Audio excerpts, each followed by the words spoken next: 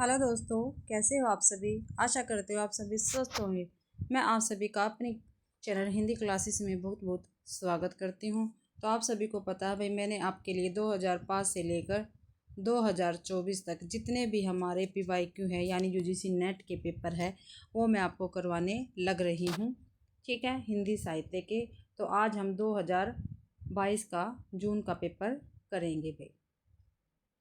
तो पहला क्वेश्चन रहेगा अपना। पहला क्वेश्चन है, निम्नलिखित में से कौन आर्य भाषाओं में शामिल नहीं है।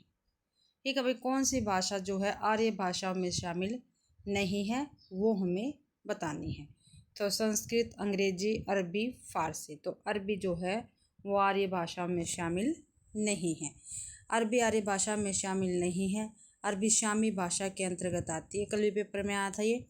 शामी भाषा परिवार में इब्रानी, अरबी और हब्सी भाषाएं आती है।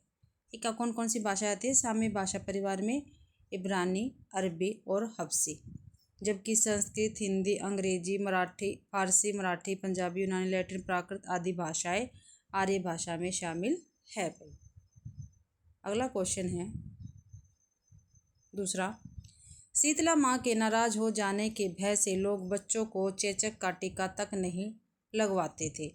उपयुक्त प्रसंग निम्नलिखित में से किस उपन्यास में वर्णित है? क्या भी शीतला माँ के नाराज हो जाने के भय से लोग बच्चों को चेचक का टीका तक नहीं लगवाते थे। उपयुक्त प्रसंग निम्नलिखित में से किस उपन्यास में वर्णित है ये हमें बताना है।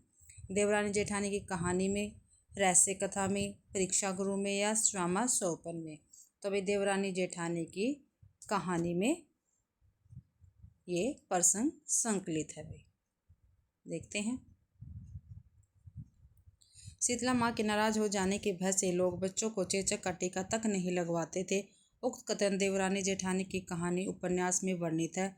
देवरानी जेठानी की कहानी उपन्यास के लेखक पंडित गौरीदत्त है। इस उपन्यास का प्रकाशन 1870 ईस्वी में हुआ था। डॉक्टर गोपाल राय ने देवरानी जेठानी की कहानी उपन्यास को हिंदी का प्रथम उपन्यास तथा पंडित गौरीदत्त को प्रथम उपन्यासकार माना है भाई। किसने? गोपाल राय ने भाई। इसकी विषय वस्तु इतनी सामाजिक है कि पूरा समाज ही ध्वनित होता है। बाल विवाह में फिजूल खर्ची, स्त्रियों की आभूषण प्रियता, बंटवारा वृद्धों बहुओं की समस्या, शिक्षा, स्त्री शिक्षा, अनपढ़, ईमानदारी, साथ ही 9वीं शताब्दी के मध्यवर्गीय बनिया समाज के जीवन का यथार्थ चित्रण प्रस्तुत है। तो यहाँ से ये देखो, ये क्वेश्चन भी काफ़ी बार पेपर में आता है। ठीक है, 19वीं शताब्दी के मध्यवर्गीय बनिया समाज के जीवन का यथार्थ चित्रण कौन से उपन्यास में है? तो कौन से में है? देवरानी जेठानी में भी। अगला क्वेश्चन है, ऋतु बसंत का सुप्रभात था, मंद मंद था अनिल बह रहा, बालारुण की मुद्र किरणें थी, अगल बगल सर्वांभर शिखर थे। एक दूसरे से विरहित हो अलग अलग रह कर ही जिनको सारी रात बितानी होती है, निशा काल के चिर अभिशापित बेबस उन चकवा चकवी का बंद हुआ क्रदन। उपयुक्त पंक्तियों में चकवा चकी के बारे में व्यक्त नागार्जुन के किस विचार को साहित्य जगत में कहा जाता है? ठीक है भाई, तो किसको कहा जाता है? तो भी सी, कवि प्रसिद्धि को। ऋतु बसंत का सुप्रभात था, बंद हुआ करदन। उपयुक्त पंक्तियों में चकवा चकी के बारे में व्यक्त नागार्जुन के विचार को साहित्य जगत में कवि प्रसिद्धि कहा जाता है। क्या कहा जाता है? चकवा चकवी को कवि प्रसिद्धि कहा जाता है। उक्त पंक्ति नागार्जुन द्वारा रचित बादल को घिरते देखा कविता से उद्धृत है। यह कविता युगधारा काव्य संग्रह में संकलित है। जो बादल को घिरते देखा है कविता नागार्जुन की युगधारा काव्य संग्रह में संकलित है। नागार्जुन प्रगतिवादी कवि है। कैसे कवि है नागार्जुन? प्रगतिवादी कवि है। इनके द्वारा रचित काव्य संग्रह निम्न प्रकार है। कौन कौन से है? युगधारा 1953, सतरंगे पंख वाले 1959, प्यासी पथराई आंखें 1962, भस्मांकुर 1971, तुमने कहा था 1980 ईस्वी, पुरानी जूतियों का कोर्स 1983 ईस्वी इत्यादि। अगला क्वेश्चन है,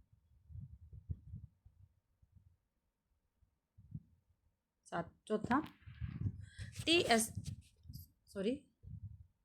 इलियट एस इलियट की आलोचना की विशेषताओं में शामिल है। ठीक है, आलोचनाओं की विशेषताओं में शामिल है भाई, वो पूछा है क्या क्या इनकी विशेषताओं में शामिल है। तो सही उत्तर हमें बताना है। कविता आत्मगत अभिव्यक्ति से पलायन है। जो कविता है वो आत्मगत अभिव्यक्ति से क्या है, पलायन है। ये ठीक है भाई। कविता आत्मगत अनुभूति की अभिव्यक्ति है, ये क्या है, गलत है।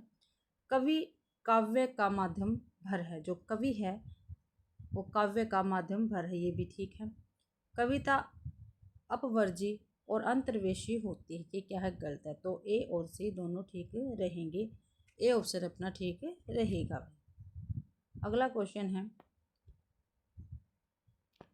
कविता आत्मगत अभिव्यक्ति से पलायन है तथा कवि काव्य का माध्यम भर है। यह दोनों टी.एस. इलियट की आलोचना की विशेषताओं में शामिल है। टी.एस. इलियट ने अपनी आलोचना के संबंध में कहा है, निज काव्य कर्मशाला का उपजात या काव्य निर्माण के प्रसंग में अपने चिंतन का विस्तार। क्या भाई, टी.एस. इलियट ने अपने आलोचना के संबंध में क्या कहा है, निज काव्य कर्मशाला का उपजात या काव्य निर्माण के प्रसंग में अपने चिंतन का विस्तार, ये पूछा जा सकता है। इलियट द्वारा रचित प्रमुख रचनाएं निम्न है, the sacred wood, selected essays ancient and modern, homage to John Dryden, Elizabethan essays आदि है भाई। 5वां क्वेश्चन है, परिंदे कहानी के पात्र, काफ़ी घूम फिर के एक क्वेश्चन आने लग रहा है। परिंदे कहानी के पात्र कौन कौन से हैं, डॉक्टर मुखर्जी, हर्बर्ट, श्यामनाथ और लतिका। ठीक है, देखो भाई, डॉक्टर मुखर्जी भी है, हर्बर्ट है और लतिका है, लेकिन श्यामनाथ नहीं है। ठीक है, तो देखो इसमें कोई भी अपना ऑप्शन ठीक नहीं होगा, क्योंकि ए बी ये भी ठीक है, सी डी गलत है, बी सी गलत है, ए सी भी गलत है। ठीक है, तो इसके अकॉर्डिंग तो अपना एक ही क्वेश्चन ठीक रहेगा। ठीक है, लतिका भी परिंदे में है लेकिन श्यामनाथ नहीं है, जिसमें सी है वो कट जाएंगे। ठीक है, तो नीचे देखते हैं, डॉक्टर मुखर्जी, मिस्टर हर्बर्ट तथा लतिका तीनों ही परिंदे कहानी के पात्र है। परिंदे 1960 ईस्वी कहानी के लेखक निर्मल वर्मा है। निर्मल वर्मा को स्मृति का कहानीकार माना जाता है। कैसा कहानीकार माना जाता है, स्मृति का कहानीकार माना जाता है निर्मल वर्मा को। परिंदे नाम से इनकी कहानी संग्रह है, इसमें 7 कहानियाँ, काफ़ी बार पूछा जाता है भाई परिंदे जो कहानी संग्रह उसमें कितनी कहानियाँ हैं, तो 7 कहानियाँ संकलित हैं। अंधेरे में, तीसरा गवाह, डायरी का खेल, माया का मर्ग, पिक्चर पोस्ट कार्ड, सितंबर की एक शाम, परिंदे, ये 7 कहानियाँ क्या है, परिंदे कहानी संग्रह में संकलित है भाई। अगला क्वेश्चन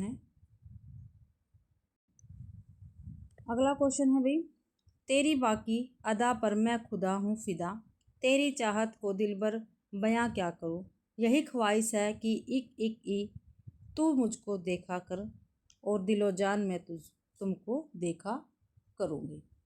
तो उपयुक्त गीत निम्नलिखित में से किस कहानी में प्रयुक्त है, तो रसप्रिया, पंचलाइट, लाल पान की बेगम या तीसरी कसम। तो तीसरी कसम में ये क्या है भाई, क्या, तेरी बाका अदा पर मैं खुद हूँ फिदा, तेरी चाहत को दिलबर बयां क्या करूँ, यही ख्वाहिश है कि ई तू मुझको देखा कर और दिलो जान मैं तुझको देखा करूँ।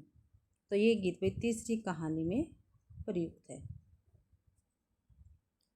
ठीक है, तेरी अदा डैश डैश तुमको देखा करूँ, उपयुक्त गीत तीसरी कहानी में प्रयुक्त है।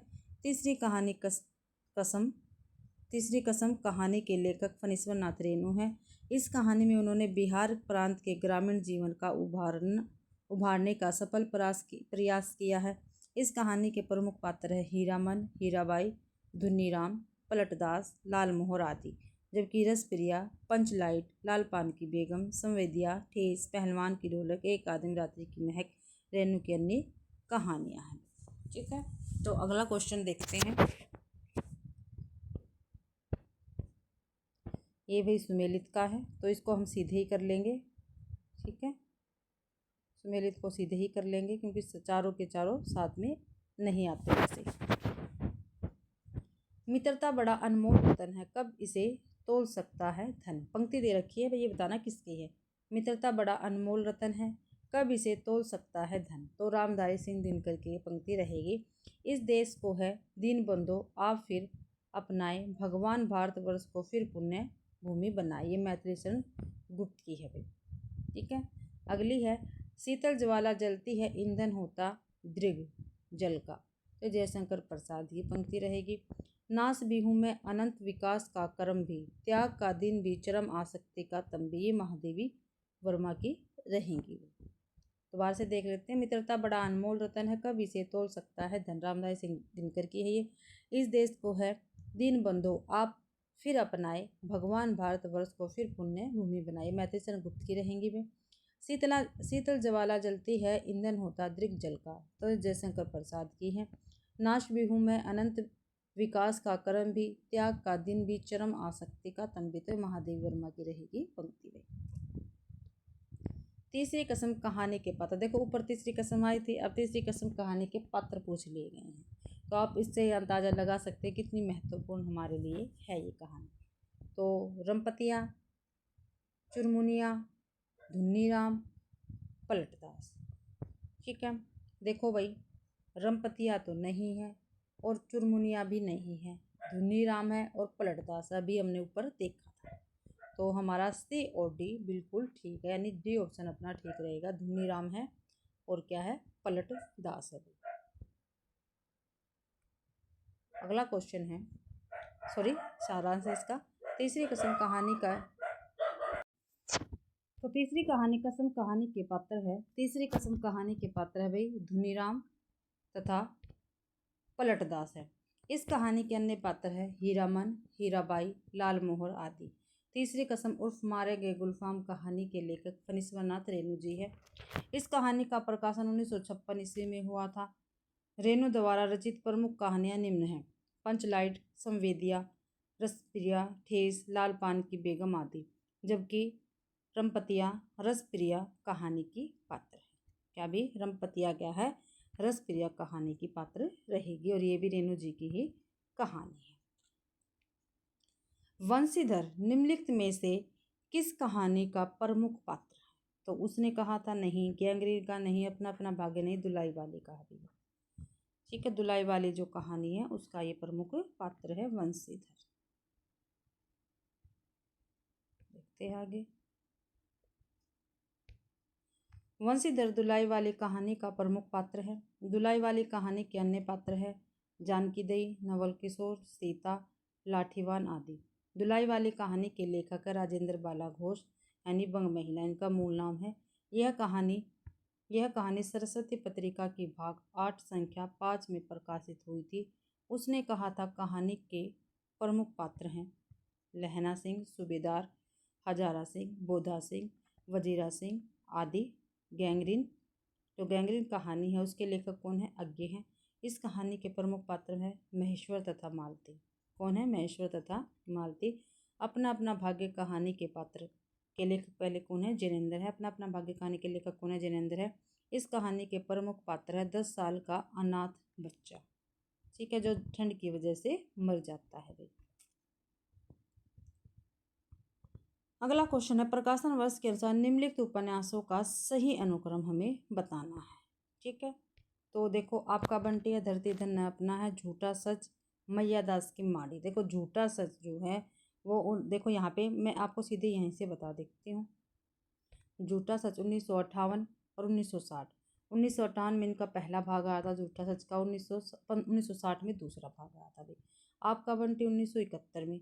ठीक है, धरती धन अपना ये 1972 में, मैया दास की माड़ी 1988 में।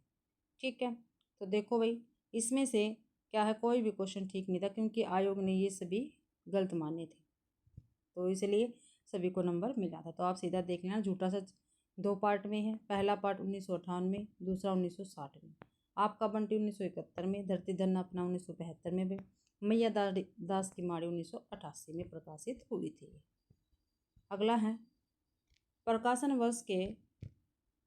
वर्ष के दृष्टि से निम्नलिखित नाटकों का सही अनुक्रम हमें बताना है। बकरी, कबीरा खड़ा बाजार में, मादा, क्रैकर्स या कोड़ा। तो नीचे दिए गए विकल्पों में से सही उत्तर हमें चयन करना है। तो सबसे पहले भाई कोणार्क आएगा, कोणार्क आएगा। तो डी ऑप्शन अपना ठीक रहेगा, यानी सी ऑप्शन ठीक रहेगा अपना। कोणार्क 1951 का है। मादा कैरेक्टर्स 1959 का। बकरी 1974 का। कबीरा खाड़ा बाजार में 1981 का है। भैया ये सभी क्या है, नाटक विधा से है। क्या है भैया, नाटक विधा से है। अगला क्वेश्चन है, नीचे दो कथन दिए गए हैं, एक अभिकथन है के रूप में और दूसरा कारण के रूप में भी। ठीक है, तो हमें इनको पढ़कर सही या गलत का उत्तर चयन करना है। देखते हैं भाई। अभिकथन है, आज की विषम और संकटपूर्ण स्थिति में व्यक्ति अपनी असहायता और अकेलेपन में निर्णय नहीं ले पाता और ले भी पाता है तो उसकी परिणति अर्थहीनता में होती है। क्या भाई, उसकी परिणति अर्थहीनता में होती है। ठीक है, ये क्या है, ये है हमारा अभिकथन, ये बिल्कुल ठीक है। कारण है, क्योंकि आधुनिक काल में मशीनीकरण के वर्चस्व के कारण व्यक्ति की पहचान खो गई है। ये बिल्कुल ठीक है, दोनों ही ठीक है। तो ए और आर दोनों सही है और आर ए की सही व्याख्या करता है। ए ऑप्शन अपना ठीक रहेगा भाई। अगला क्वेश्चन है 13वां। निम्नलिखित में से यह कथन साकाव्य घटनानुकूल शब्दोपस्थिति किसका है? तो रुद्रट, कुंतक, जगन्नाथ, वामन। तो ये जगन्नाथ जी का कथन रहेगा। साकाव्य घटनानुकूल शब्दोपस्थित कथन आचार्य जगन्नाथ का है। निम्नलिखित आचार्य उनके कथन देखते हैं। वामन का है, काव्य शब्दोड़य गुणा अलंकार संस्कृतो शब्दार्थ्यो वर्तते। कुंतका शब्दों साहित्य वकर कवि व्यापार शालिनी बंदे व्यस्थित काव्य तदिदा हादकारणी। रुद्रट का है, नन्नु शब्दार्थो काव्यम। अगला क्वेश्चन है, पद्माकर भट्ट के बारे में रामचंद्र शुक्ल का विचार क्या है? जो पद्माकर भट्ट जी हैं उनके बारे में रामचंद्र शुक्ल जी का क्या विचार है, ये हमें बताना है। तो ऐसा सब प्रिय कवि इस काल के भीतर बिहारी को छोड़कर दूसरा नहीं हुआ। क्या भाई, ऐसा सब प्रिय कवि इस काल के भीतर बिहारी को छोड़कर दूसरा कोई नहीं हुआ। ये बिल्कुल ठीक है। परंतु पद्माकर की कल्पना दृष्टि बिहारी से कमतर थी। ये गलत है। पद्माकर की रमणीयता ही सब प्रियता का एकमात्र कारण है। ये भी ठीक है। पद्माकर की भाषा कड़कती होते हुए भी कबीर जैसी नहीं है। दोनों ही, ये ए और सी ठीक है और बी और डी क्या है, गलत। इसमें सही पूछा है तो सही ए और सी है। ए ऑप्शन अपना ठीक रहेगा। पद्माकर भट्ट के बारे में रामचंद्र शुक्ल का विचार है कि ऐसा सर्वप्रिय कवि इस काल के भीतर बिहारी को छोड़कर दूसरा नहीं हुआ, क्योंकि पद्माकर की रमणीयता ही सर्वप्रियता का एकमात्र कारण है। अगला क्वेश्चन है, आषाढ़ का एक दिन राज्याश्रय और व्यक्ति स्वतंत्रता के बीच भटकती हुई सृजनात्मकता का नाट्यबिंब है। यह कथन किस आलोचक का है? क्या भी आषाढ़ का एक दिन राज्याश्रय और व्यक्ति स्वतंत्रता के बीच भटकती हुई सृजनात्मकता का नाट्यबिंब है। यह कथन किस आलोचक का है? तो नेमिचंद्र जैन का, बच्चन सिंह का, गिरीश रस्तोगी का या जयदेव तनेजा का। तो ये बच्चन सिंह का कथन रहेगा।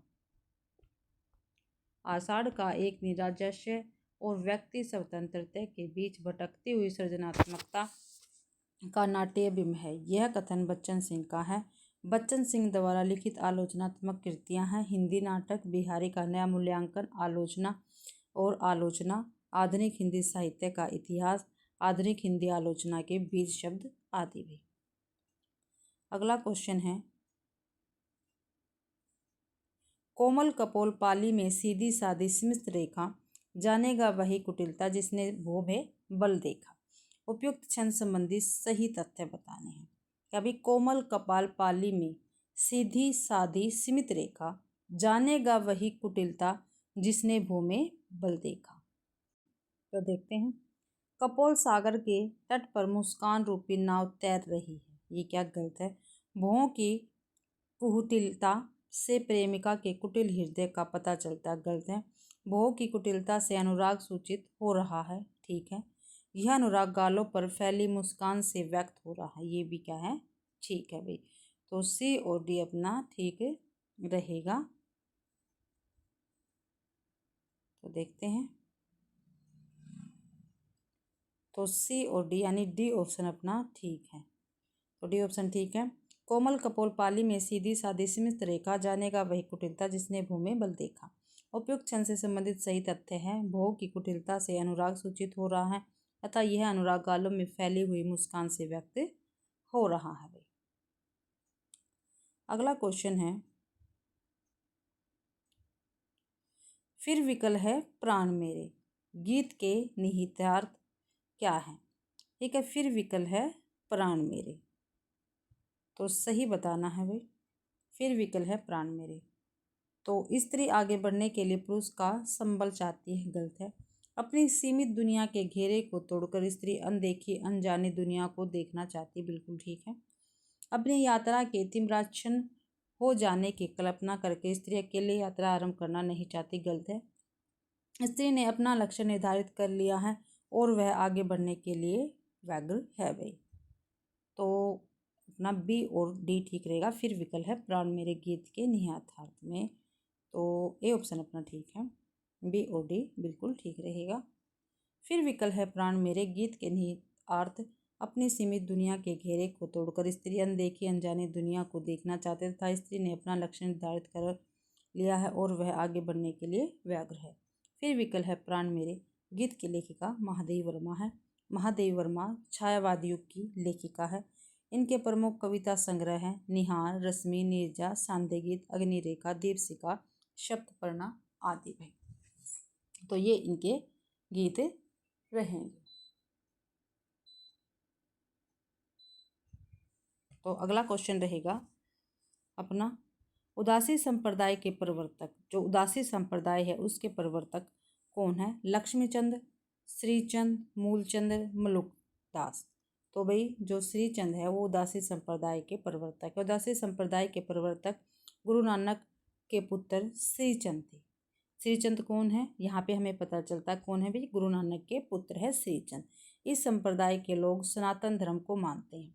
जो उदासी संप्रदाय हैं इस संप्रदाय के लोग वही सनातन धर्म को मानते हैं तथा पंच प्रकृति जल, अग्नि, पृथ्वी, वायु, आकाश की पूजा करते हैं।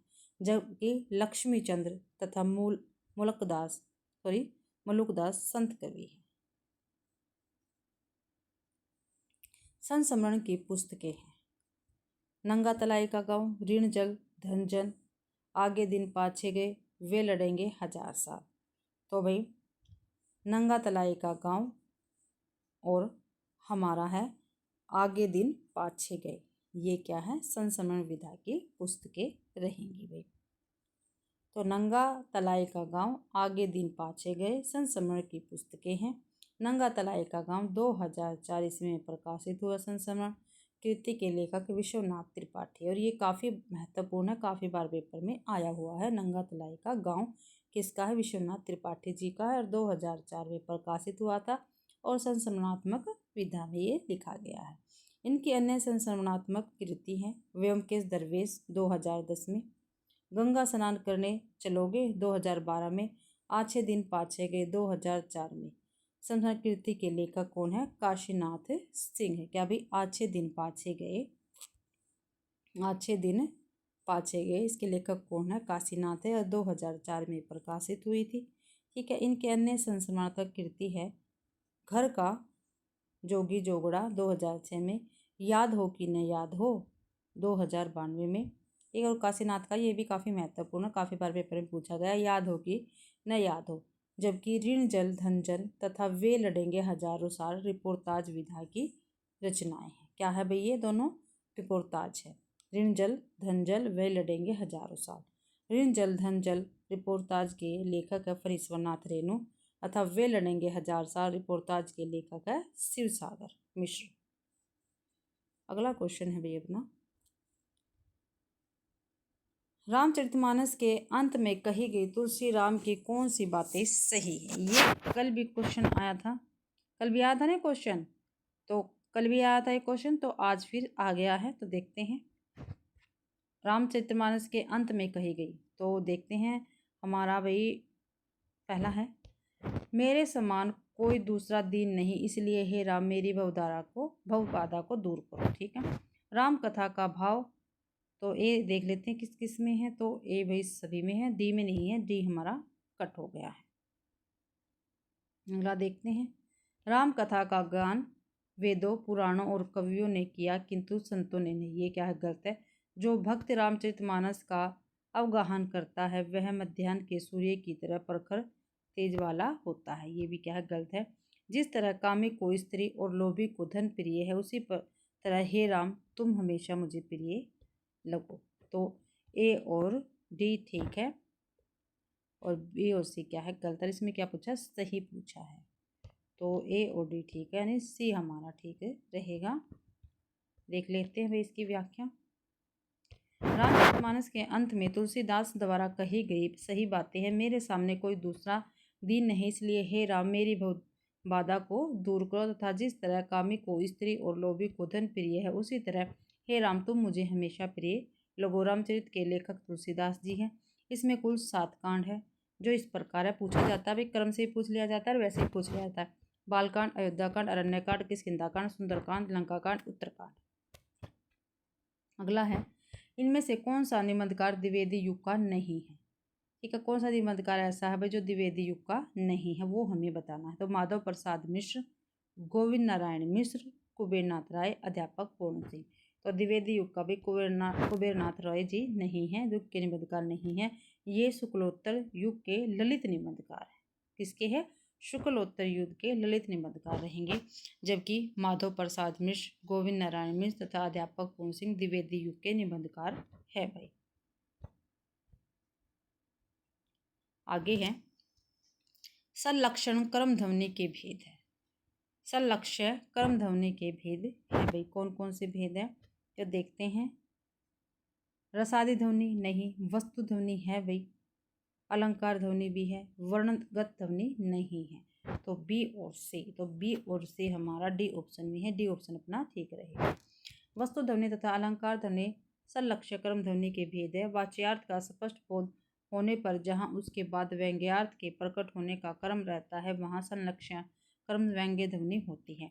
इसे अनुकरण ध्वनि भी कहा जाता है, क्योंकि जिस प्रकार घंटे पर चोट करने से टंकार के बाद झनकार सूक्ष्म स्पष्ट सुनाई पड़ती है, उसी प्रकार इस ध्वनि में वाच्यार्थ से व्यंग्यार्थ भी स्पष्ट होता है।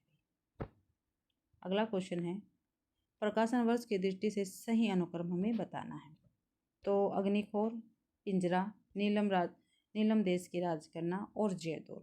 ठीक है, तो भाई इनमें से सबसे पहले आएगी नीलम देश की राज करना। तो नीलम देश की राज करना सी ऑप्शन है। बी सी बी में है भाई, तो बी ऑप्शन अपना ठीक रहेगा। इसको हम सीधे सीधे ही देख लेंगे। क्या भाई? सीधे सीधे ही हम इनको देख लेंगे।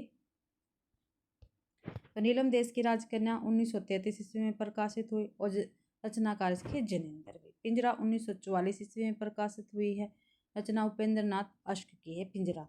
जयदोल 1951 ईस्वी की रचना हो अज्ञे जी की है भाई। अग्निखोर 1973 ईस्वी की रचना और फणीश्वरनाथ रेणु की रचना ये रहेगी भी। अगला है क्वेश्चन, विभ्रम और यथार्थ इल्यूजन एंड रियलिटी के लेखक है। तो कौन है? फायर बाक, अनशस्ट फिशर या जॉर्ज लुकाज या कोडवेल। तो कोडवेल है भाई। विभ्रम और यथार्थ इल्यूजन एंड रियलिटी के लेखक है कोडवेल। यह एक मार्क्सवादी लेखक है। इनका प्रसिद्ध उपन्यास है रोमांस और यथार्थवाद। क्या भी? रोमांस और यथार्थवाद इनका प्रसिद्ध उपन्यासकार रहेगा। तो सूची 1 को सूची 2 से मिलान करना भाई, इसको हम सीधे ही देख लेंगे इनको भी। वो देखते हैं चारों आगे यहाँ पे। विषमता की पीड़ा से व्यस्त हो रहा संपदित विषम महान, जयशंकर प्रसाद की है ये भी। विषमता की पीड़ा से व्यस्त हो रहा संपतित विषम महान, मिलन के पल केवल 2-4 विरह के कल्प अपार, सुमित्रानंदन पंत की है। दिन बाहर वर्षों में घोड़े के भी सुने गए हैं फिरते, तो मैथिली शरण गुप्त। तोड़ दो ये क्षितिज मैं भी देख लूँ उस ओर क्या है, ये महादेव वर्मा का है भाई। ठीक है, तो ये पंक्ति आपको अच्छी प्रकार से याद करनी है। देख लो 2022 का पेपर है। ठीक है, पहली शिफ्ट का, उसमें ये क्वेश्चन पूछे गए हैं। काफ़ी महत्वपूर्ण पंक्तियां हैं ये, तो अच्छे प्रकार से आप इनको याद कर लेना भी। अगला क्वेश्चन है, एक और द्रोणाचार्य में द्रोणाचार्य के कथन है। एक और द्रोणाचार्य क्या हमारा एक नाटक है, और किसका? ये शंकर शेष का है भाई। किसका? शंकर शेष का है। तो उसे दिन भूख, देखते हैं पहले। उस दिन भूख मेरे सिद्धांत से बड़ी हो गई, राजकीय अन्न की दासता ने मेरा विवेक खरीदा, व्यवस्था उसकी पीठ थपथपाती थी। याद है जब तुमने विरोध की भाषा अपनाई, सत्ता ने तुम्हारा अस्तित्व पर सीधे हमला किया, इसलिए विरोध मत करो। तो इनमें से कौन से कथन क्या है? एक और द्रोणाचार्य में जो द्रोणाचार्य है उनके। तो उस दिन भूख मेरे सिद्धांत से बड़ी हो गई, ये है। और राजकीय अन्न की दासता ने मेरा विवेक खरीदा। तो ए और बी क्या है? कथन क्या है? द्रोणाचार्य के है। ठीक है, ये ऑप्शन अपना ठीक रहेगा भाई। एक और द्रोणाचार्य में द्रोणाचार्य के कथन है, उस दिन भूख मेरे सिद्धांत से बड़ी हो गई और राजकीय अन्न की दासता ने मेरे विवेक खरीदा। एक और द्रोणाचार्य नाटक के लेखक है शंकर शेष भाई। अगला क्वेश्चन है, बिसोबा खेचर या खेचरनाथ निम्नलिखित में से किसके गुरु थे? भाई बिसोबा खेचर या खेचरनाथ निम्नलिखित में से किसके गुरु थे?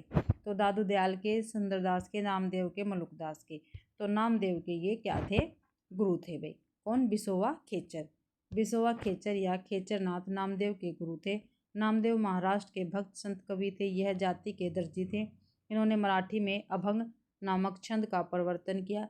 इनके द्वारा रचित गुरु ग्रंथ साहिब में संकलित है। तो इनके जो पद है वो गुरु ग्रंथ साहिब में संकलित है। जबकि दादू दयाल के गुरु वृद्ध भगवान तथा मुलुकदास के गुरु पुरुषोत्तम एवं सुंदरदास के गुरु दादू दयाल थे भाई। तो आगे क्वेश्चन है अपना अभिकथन वाला है। स्त्री पुरुष अभिकथन है, स्त्री पुरुष में अधिकारों की समानता संभव नहीं। ये क्या है? गलत है, क्योंकि स्त्री पुरुष की जैविक संरचना में भिन्नता है। ये ठीक है भाई। तो पहला तो गलत है, ठीक है, और दूसरा सही है, यानी आर ए सही है, आर गलत, सॉरी आर सही नहीं है, ए सही नहीं है और आर सही है। डी ऑप्शन अपना ठीक रहेगा भाई। अगला क्वेश्चन है, ब्रजभाषा पद्य का संग्रह सभा विलास किसकी रचना है? अभी ब्रजभाषा पद्य का संग्रह सभा विलास, सभा विलास है, किसकी रचना है? ठीक है, सदल मिश्र की, लल्लू लाल की, विठल नाथ की, नाभा दास की। तो ये लल्लू लाल जी की रचना रहेगी सभा विलास। और ये भी ब्रजभाषा, जो ब्रजभाषा पद्य का संग्रह सभा विलास लल्लू लाल जी की है। ठीक है, लल्लू लाल कृत राजनीति, माधव विलास, लाल चंद्रिका ब्रजभाषा गद्य में है, और ये किसमें? पद्य में है, ब्रजभाषा में सभा विलास। अतः शेष रचनाएं खड़ी बोली पे है।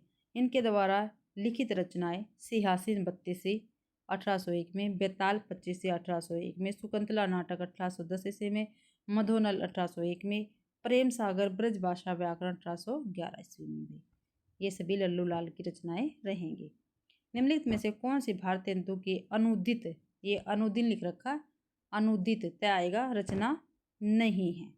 विद्यासागर, पाखंड विडंबन, सत्य हरिश्चंद्र या सती प्रताप।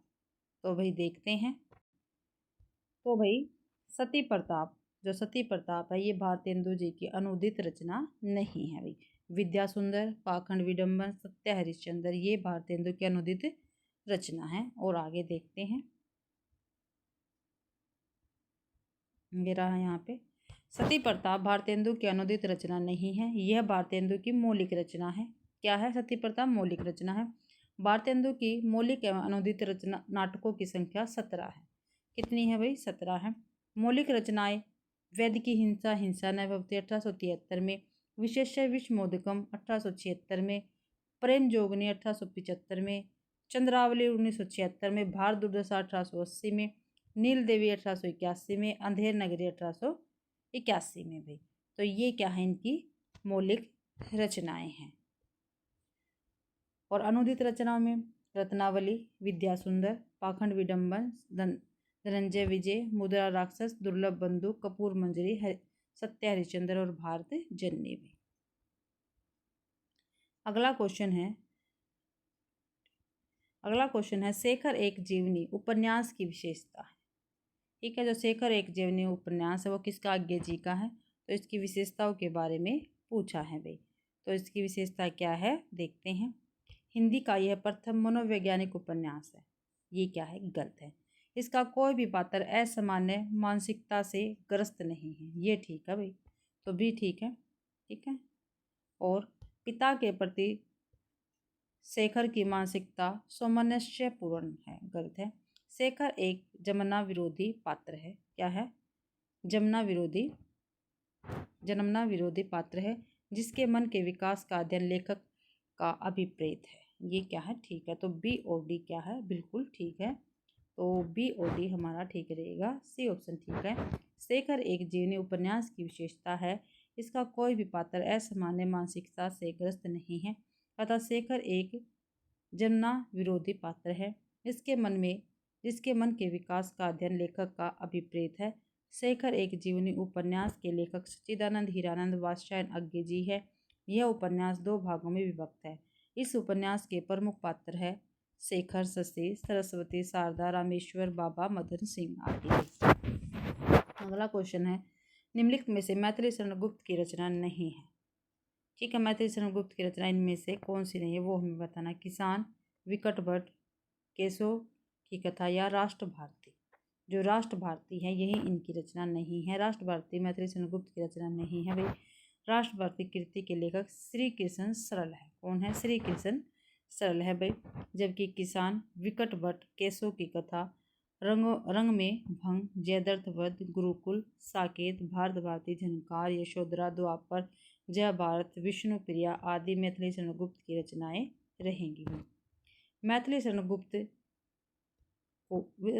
गुप्त स्वयं को कौटुंबिक कवि मात्र कहा है।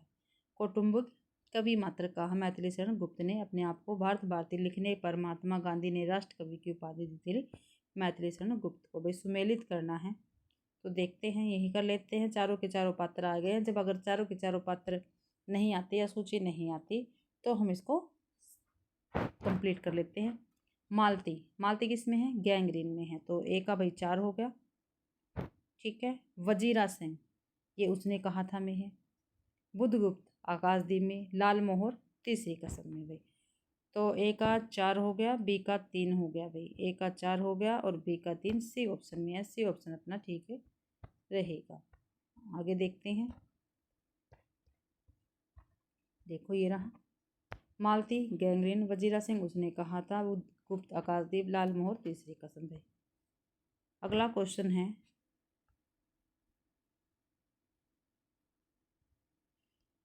एक मिनट भाई। भला हुआ जो मारिया बहिणी महारा कंतु लज्जे तू बेसेहू जय भग्गा घरुवंतु का तात्पर्य है। तो हमें बताना है भला हुआ जो मारिया बहनी मारा कंतु। ठीक है, कंतु क्या था? पति। लज्जे तू बेसियोरु जय भग्या घर एंतु का तात्पर्य क्या है?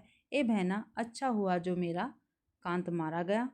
ठीक है, ठीक है भाई।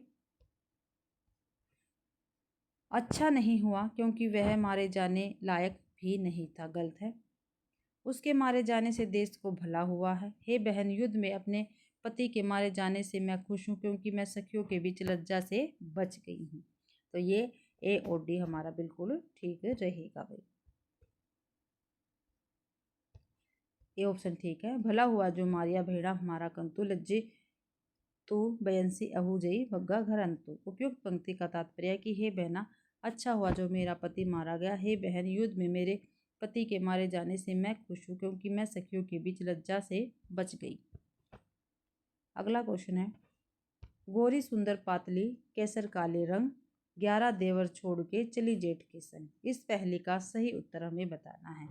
तो अरहर है, उड़द है, मूंग है, मसूर है। तो अरहर है भाई।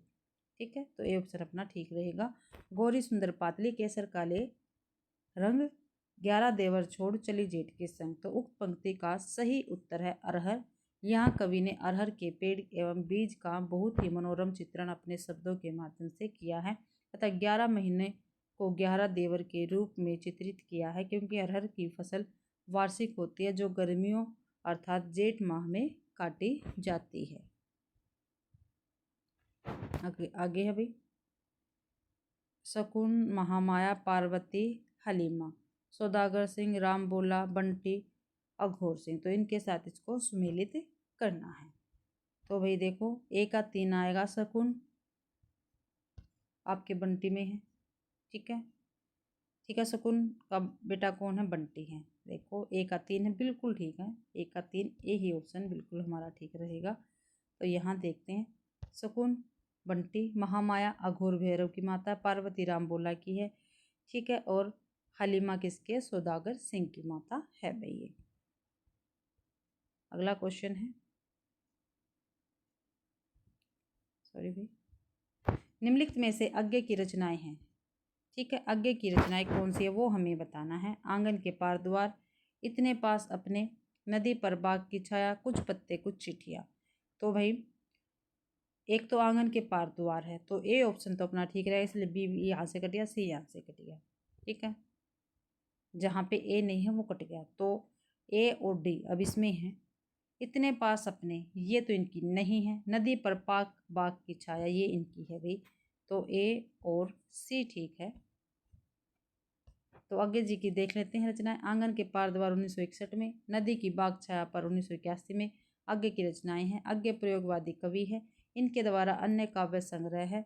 भगनदूत 1933 में, चिंता 1942 में, इत्यलम 1946 में, हरिघास पर सनबर 1949 में, बावरा 1954 में, इंद्रधनुष रोंदे हुए ये 1957 में, आर्य ओ करुणा प्रभा में 1959 में, अपूर्वा 1965 में, कितनी नाव में कितनी बार 1967 में, आदि, जबकि इतने पास अपने 1960 ईस्वी का काव्य संग्रह के लेखक शमशेर बहादुर है। क्या भाई? इतने पास अपने, ठीक है, किसका? शमशेर बहादुर सिंह का है। कुछ पत्ते कुछ चींटियां 1979 का है, ये काव्य लेखक है रघुवीर सहाय का। कुछ पत्ते कुछ चींटियां रघुवीर सहाय का रहेगा भाई। तो 38वां क्वेश्चन है अपना, जो 38वां क्वेश्चन है वो अभिकथन और क्या है हमारा कारण है, तो देखते हैं। अस्तित्ववाद व्यक्ति को अपने कर्मों के लिए उत्तरदायी मानता है, बिल्कुल ठीक है, क्योंकि अस्तित्ववाद व्यक्ति के अस्तित्व को किसी बाह्य सत्ता के अधीन नहीं मानता, ये भी ठीक है। तो ए और बी दोनों, ए और आर दोनों ठीक है, और आर ए की सही व्याख्या करता है, तो ए ऑप्शन अपना बिल्कुल ठीक रहेगा भाई। अगला क्वेश्चन है, तदो 200 शब्दार्थ से गुणा वलंग अलंकृति पुण्य क्यापी। तो ये मम्मट जी का कथन रहेगा। ठीक है, आगे है, भामा का शब्द साहित्य काव्यम, भोजराज का काव्योक्तिक रसोक्तिक स्वाभियोक्तिक वाड में सर्वोच्च गृहिणी तासु रसोक्ति प्रतिजानन है। अगला है, प्रथम विश्व युद्ध की भूमि पर रचित कहानी कौन सी है? तो उसने कहा था, क्या भी प्रथम विश्व युद्ध की भूमि पर रचित कहानी है, उसने कहा था। देखते हैं आगे, प्रथम विश्व युद्ध की पृष्ठभूमि पर रचित कहानी है, उसने कहा था। उसने कहा था कहानी के लेखक चंद्रधर शर्मा गुलेरी। यह कहानी फ्लैक्सबैक या पूर्व दीप्ति पत्ती पर लिखी हिंदी की प्रथम कहानी है। इस कहानी के प्रमुख पात्र है लहना सिंह, बोदा सिंह, सूबेदार हजारा सिंह आदि। गुलेरी जी द्वारा रचित अन्य कहानियाँ सुखमय जीवन 1911, बुद्धू का कांटा 1914, जबकि परिंदे निर्मल वर्मा की कहानी है। दुनिया का सबसे अनमोल रतन प्रेमचंद्र की कहानी है। अमृतसर आ गया भीषम साहनी की कहानी है, जो पाक भारत विभाजन पर आधारित है।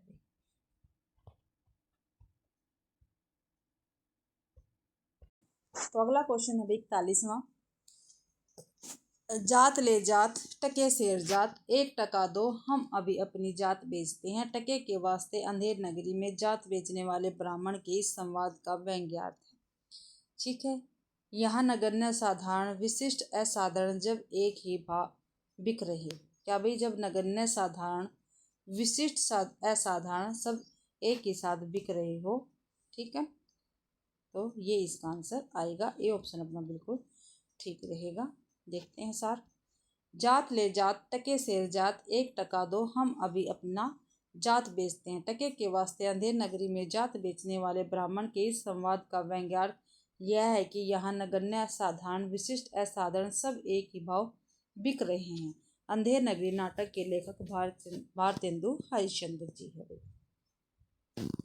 अगला क्वेश्चन है, हरिवंश राय बच्चन ने अपने पूर्वजों का चित्रण आत्मकथा के किस खंड में किया है? ठीक है, जो हरिवंश राय बच्चन है इन्होंने अपनी 4 आत्मकथाएं लिखी थी, उनमें से कौन सी ऐसी आत्मकथा है जिसमें इन्होंने अपने पूर्वजों का चित्रण किया है भाई? तो नीड का निर्माण, फिर बसेरे से दूर, 10 द्वार से सोपान तक, क्या भूलूं क्या याद करूं। तो क्या भूलूं क्या याद करूं में हरिवंश राय बच्चन ने अपने पूर्वजों का चित्रण किया है। देख लेते हैं भाई यहाँ पे, हरिवंश राय बच्चन ने अपने पूर्वजों का चित्रण आत्मकथा के प्रथम खंड क्या भूलूं क्या याद करूं में किया है। हरिवंश राय बच्चन ने अपनी आत्मकथाओं को 4 खंडों या 4 भागों में लिखा, जो निम्न प्रकार है। प्रथम 1959 खंड है, 1969 क्या भूलूं क्या याद करूं, 1970 नीड का निर्माण, फिर दूसरा खंड है, 1978 बसेरे से दूर तीसरा खंड है, 1985 10 द्वार से सोपान तक चौथा खंड है भैया। ये हरिवंश राय बच्चन जी की आत्मकथा रहेगी। तो देखते हैं, सबसे पहले अभी हमने देखा हरिवंश राय बच्चन जी किसके साथ मिलान होगा, नीड का निर्माण, फिर यानी डी का 2 हो गया।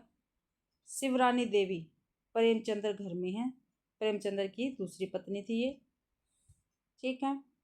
शरद चंद्र आवारा मसीहा, ठीक है। राम वृक्ष बेनीपुरी गेहूं और गुलाब, गेहूं और गुलाब। तो ए का 4 बी का 3 भाई, ए का 4 और बी का 3 2 में हो गया। राम वृक्ष बेनीपुरी सी का 1 भाई, डी ऑप्शन अपना बिल्कुल ठीक रहेगा। नीचे देख लेते हैं, शरद चंद्र आवारा मसीहा, शिवरानी देवी प्रेमचंद्र घर में, राम वृक्ष बेनीपुरी गेहूं और गुलाब, हरिवंश राय बच्चन नीड का निर्माण, फिर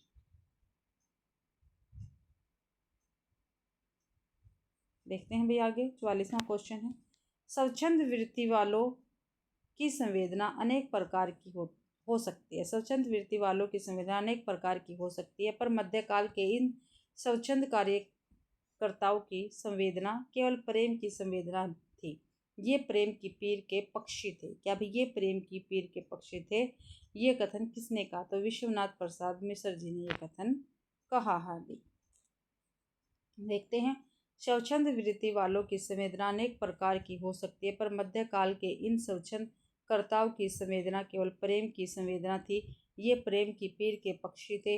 यह कथन आलोचक विश्वनाथ प्रसाद मिश्र जी का। आचार्य विश्वनाथ प्रसाद मिश्र द्वारा रचित आलोचनात्मक कृतियाँ निम्न है, वाङ्मय विमर्श, हिंदी का सामयिक साहित्य, बिहारी की वाग्यभूति, नीलकंठ उजले बोल, काव्यांग कौमुदी, गोसाई तुलसीदास आदि। प्रकाशन वर्ष के अनुसार निम्नलिखित ग्रंथों का सही अनुक्रम हमें बताना है। तो आंखों देखा पाकिस्तान, चीड़ों पर चांदनी, नए चीन में 10 दिन, पैरों में पंख बांधकर। तो सबसे पहले पैरों में पंख बांधकर आएगा, डी ऑप्शन अपना ठीक रहेगा। दूसरे नंबर पर चीड़ों पर चांदनी आएगा, तो हम इसको सीधे देख लेते हैं। पैरों में पंख बांधकर किसकी है? राम वृक्ष बेनीपुरी की, और 1952 की ये रचना रहेगी, ठीक है। चीड़ों पर चांदनी 1964 की निर्मल वर्मा की, नए चीन में 10 दिन 1966 की गिरिधर राठी की, आंखों देखा पाकिस्तान 2006 की है कमलेश्वर की। आंखों देखा पाकिस्तान किसकी है? कमलेश्वर के 2006 की रचना है ये। नए चीन में 10 दिन ये गिरिधर राठी की 1966 की भाई। चीड़ों पर चांदनी निर्मल वर्मा की 1964 की। पैरों में पंख बांधकर 1952 के राम वृक्ष बेनीपुरी की रचना रहेगी।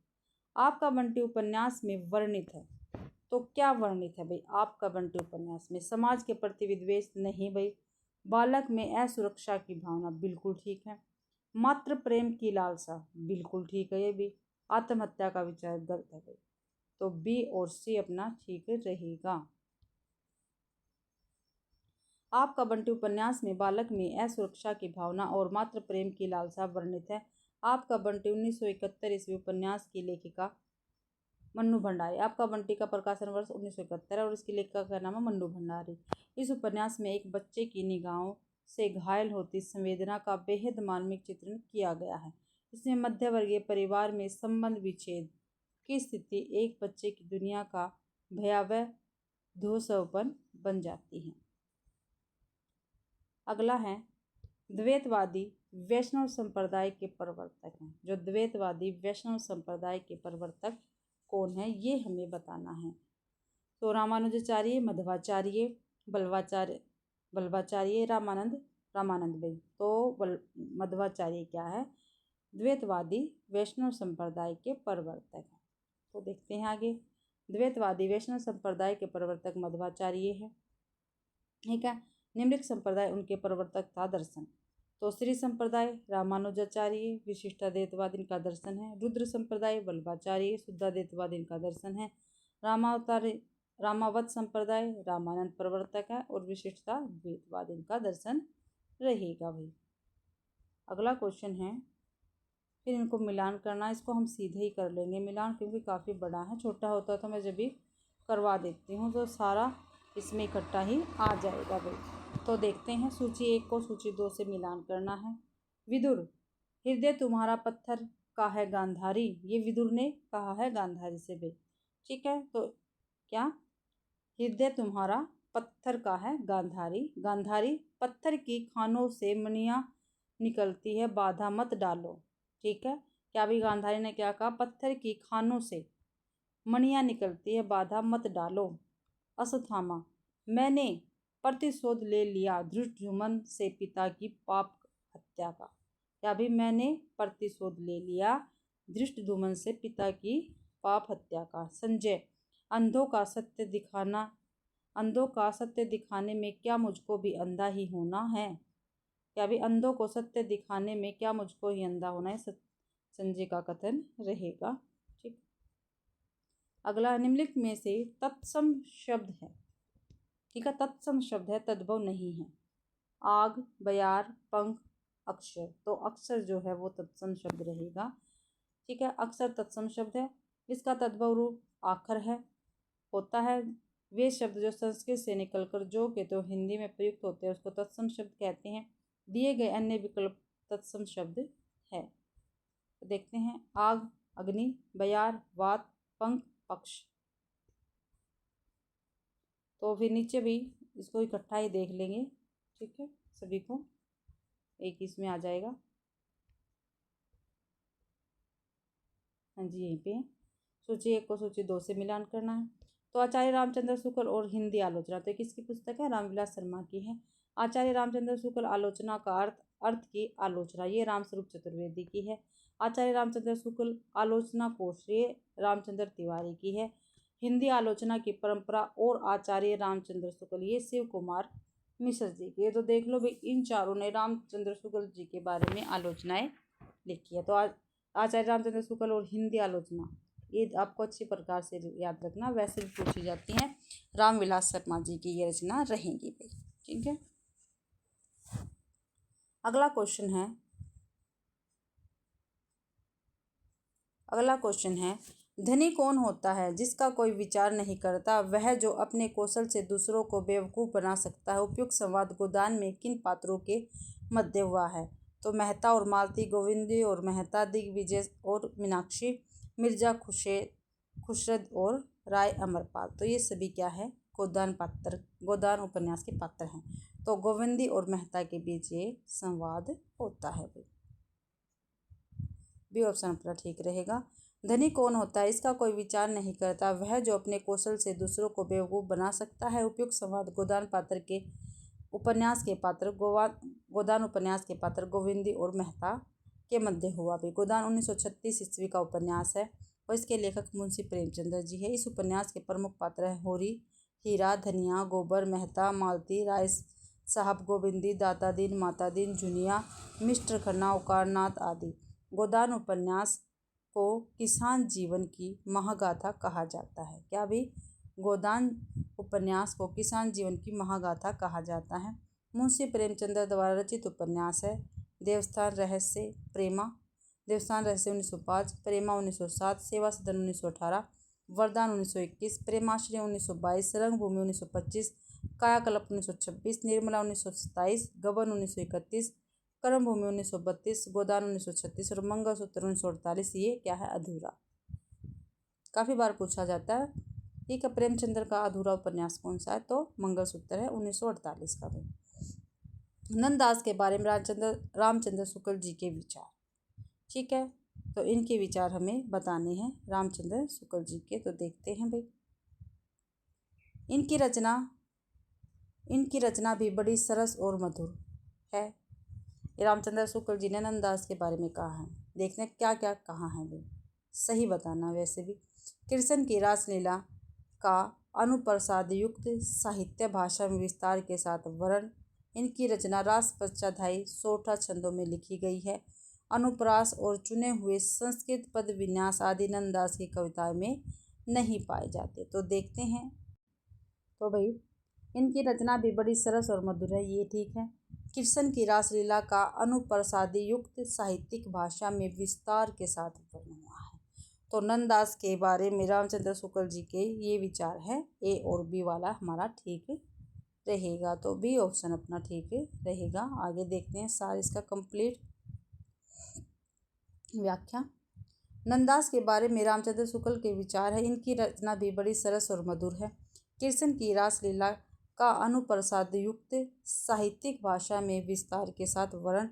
ये सूरदास जी के प्राय समकालीन थे।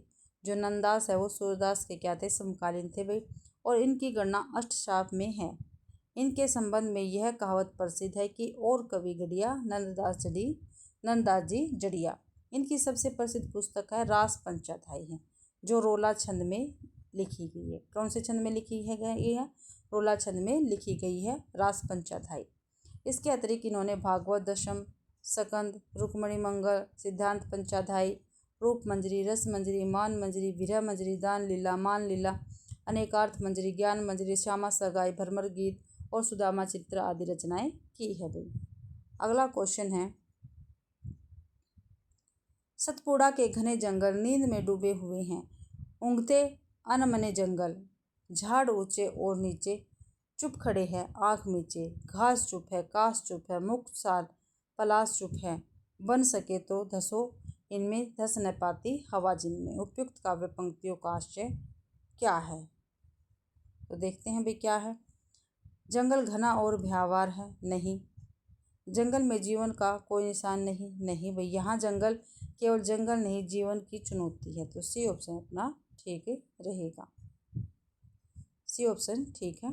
उपयुक्त काव्य पंक्तियों का आशय है, यह जंगल केवल जंगल नहीं, जंगल की चुनौती है। हिंदी के प्रसिद्ध कवि गांधीवादी विचारधारक भवानी प्रसाद मिश्र द्वारा की ये पंक्ति रहेगी। और ये भवानी प्रसाद मिश्र दूसरे शतक के प्रथम कवि है। इनका प्रथम काव्य संग्रह गीत फरोश है। क्या है भाई भवानी प्रसाद का प्रथम काव्य संग्रह? गीत फरोश है। इनकी प्रमुख रचनाएं हैं चकित है दुख, पश्यंती, भुनी हुई रस्सी, त्रिकाल संध्या, इदम नमम कालजयी आदि भाई। अगला क्वेश्चन है, झूठा सच उपन्यास में वर्णित है। तो क्या कुछ वर्णित है झूठा सच में, ये देखते हैं हम। ग्रामीण अंचलों का सामाजिक यथार्थ नहीं भाई।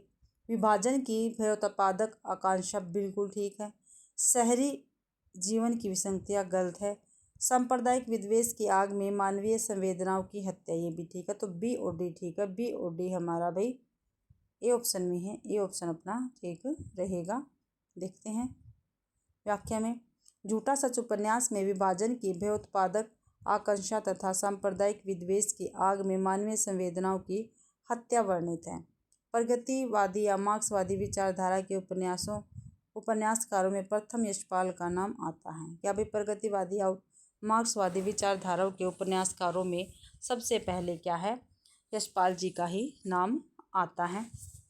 इनके प्रमुख उपन्यास है दादा कॉमरेड 1941, देशद्रोही 1943, दिव्या 1945, पार्टी कॉमरेड 1946, झूठा सच भाग 1 1958, झूठा सच भाग 2 1960, अप्सरा का सांप 1965, मेरी तेरी उसके बाद 1974 आदि में।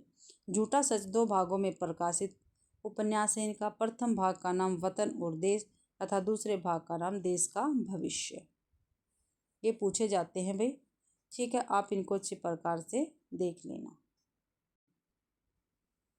तो भाई अगला क्वेश्चन है, मेरी बहु बाधा हरो दोहे में प्रयुक्त छाई शब्द के सही अर्थ है।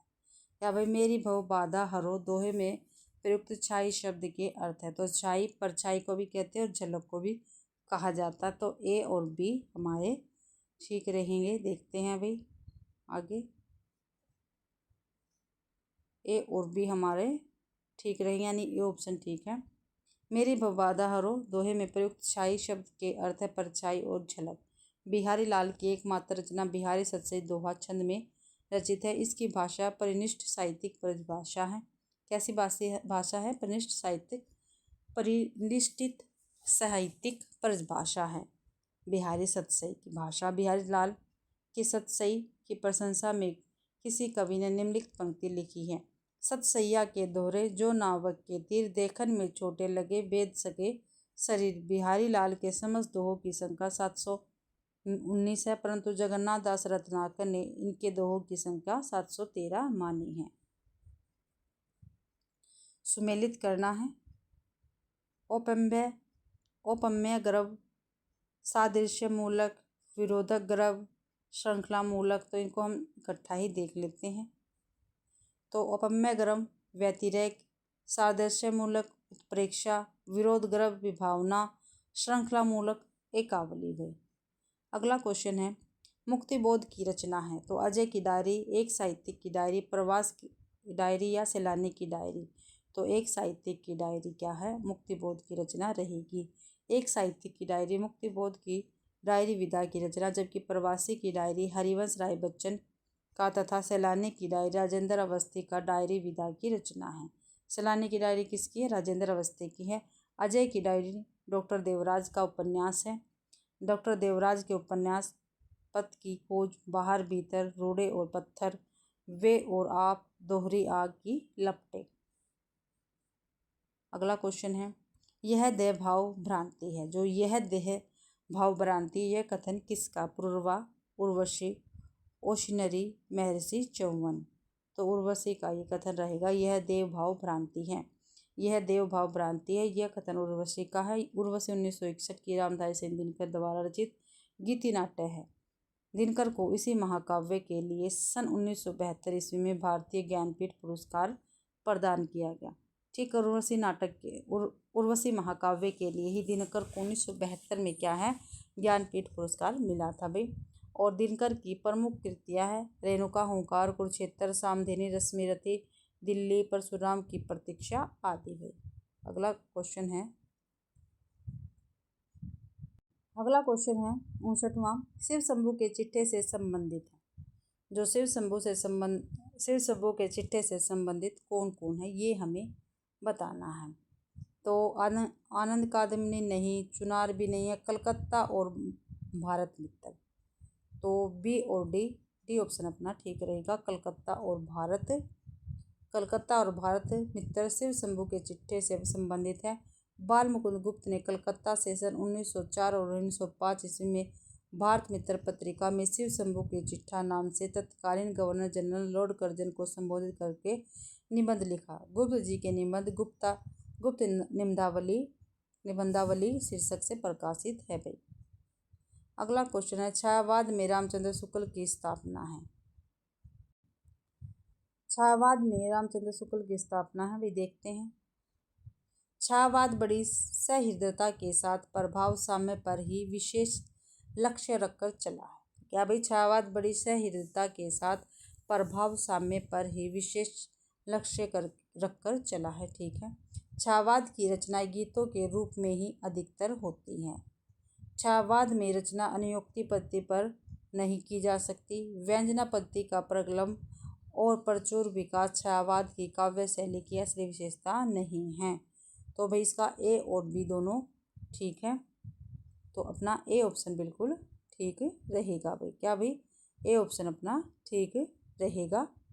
देखते हैं आगे इसकी व्याख्या। छायावाद के बारे में रामचंद्र शुक्ल की स्थापना है। छायावाद बड़ी सहृदयता के साथ प्रभाव साम्य पर ही विशेष अर्थ लक्ष्य रखकर चला तथा छायावाद की रचनाएं गीतों के रूप में ही अधिकतर होती हैं। हिंदी में सर्वप्रथम पंडित मुकुटधर पांडे ने जबलपुर से प्रकाशित 1920 ईस्वी में हिंदी में छायावाद शीर्षक से 4 किस्तों में एक लेख प्रकाशित करवाया। छायावाद के प्रवर्तक और प्रस्तोता आचार्य रामचंद्र शुक्ल, मैत्री शरण गुप्त और मुकुटधर पांडे को मानते हैं। आचार्य नंद दुलारे वाजपेयी सुमित्रानंदन पंत को मानते हैं। छायावाद का प्रवर्तक प्रभाकर माचवे माखनलाल चतुर्वेदी को मानते हैं। ईला चंद्र जोशी व सर्वमान्य मत है जयशंकर प्रसाद। और आचार्य रामचंद्र शुक्ल मैथिली शरण गुप्त और मुकुटधर पांडे को मानते हैं। नंद दुलारे वाजपेयी सुमित्रानंदन पंत को, प्रभाकर माचवे माखनलाल चतुर्वेदी को, ईला चंद्र जोशी जयशंकर प्रसाद को। ये पेपर में पूछे जाते हैं। भूथी पारिवारिक पृष्ठभूमि किस आत्मकथा का प्रथम अध्याय है? क्या भाई भूथी पारिवारिक पृष्ठभूमि किस आत्मकथा का प्रथम अध्याय है? जूठन, मुर्दैया, अपने पिंजरे, मेरी पत्नी और भेड़िया। तो मुर्दैया का ये प्रथम अध्याय है भाई। भूथी पारिवारिक पृष्ठभूमि मुर्दैया आत्मकथा का प्रथम अध्याय है। डॉक्टर तुलसीराम की आत्मकथा 2 भागों में है। मुर्दैया 2010 ईस्वी में प्रथम भाग तथा मणिकर्णिका 2013 में दूसरा भाग, जबकि जूठन 1997 ईस्वी, ओम प्रकाश वाल्मीकि का अपने अपने पिंजरे 1995 ईस्वी 2 भाग में, मोहनदास नेमिष राय का तथा मेरी पत्नी और भेड़िया 2009 धर्मवीर भारती का दलित उपन्यास है। मोहनदास नेमिष राय कृत अपने अपने पिंजरे हिंदी की प्रथम दलित आत्मकथा है भाई। अगला क्वेश्चन है, निम्नलिखित में से कौन सी कृति आत्मकथा नहीं है? एक कहानी यह भी, बाणभट्ट की आत्मकथा। बाणभट्ट की आत्मकथा अनन्या से अनन्या और शेखर एक जीव में। तो बी और डी जो है ये क्या है? आत्मकथाएं नहीं है भाई। तो ये क्या है? ये उपन्यास विधा की रचना है। बाणभट्ट की आत्मकथा 1946 ईस्वी प्रकाशन, हजारी प्रसाद द्विवेदी। चारुलेख 1936, पुनर्वा 1973, अनामदास का पोथा। ये सभी हजारी प्रसाद द्विवेदी की उपन्यास है भाई। और शेखर एक जीवनी 2 भाग में रचित है। आगे का उपन्यास है। प्रथम भाग 1940 ईस्वी, दूसरा भाग 1994 ईस्वी। इनके अन्य उपन्यास है नदी के दीप 1951, अपने अपने वजनी 1961, जबकि एक कहानी यह भी मन्नू भंडारी की तथा अनन्या से अन्या 2007 की प्रभा खेतान की आत्मकथाएं रहेगी। अगला क्वेश्चन है, विद्यापति की पदावली में वर्णित मुख्य विषय हैं। जो विद्यापति की पदावली में वर्णित मुख्य विषय कौन से हैं ये हमें बताना है। तो राजनीतिक द्वंद्व, व्यसंधि, एक तो ये है भाई व्यसंधि है, पुरुष परीक्षा, अनमेल विवाह। तो बी और डी क्या है? ठीक रहेगा, सी ऑप्शन अपना ठीक है। व्यसंधि तथा अनमेल विवाह विद्यापति की पदावली में वर्णित मुख्य विषय है। भाषा की दृष्टि से विद्यापति द्वारा रचित ग्रंथ निम्न है। मैथिली में पदावली, गोरक्ष विजय नाटक है। अवहट में कीर्तिलता कीर्ति पताका। संस्कृत में सेव सर्वस्व सार, गंगा वाक्यावली, भू परिक्रमा, दान वाक्यावली, पुरुष परीक्षा। बच्चन सिंह ने विद्यापति को जातीय कवि कहा है। क्या भाई? बच्चन सिंह ने विद्यापति को क्या कहा? जातीय कवि कहा है। और निराला ने पदावली, जो विद्यापति की पदावली थी, ठीक है, निराला ने पदावली के श्रृंगारिक पदों की मादकता को नागिन की लहर कहा है। ठीक है, नागिन की लहर पदावली के श्रृंगारिक पदों को किसने कहा? तो निराला ने कहा है। काफी बार पेपर में पूछा जाता है भाई ये भी। कविता की भाषा विरोधाभास की ही भाषा होती है, यह कथन निम्नलिखित में से किसका है? क्या भाई? कविता की भाषा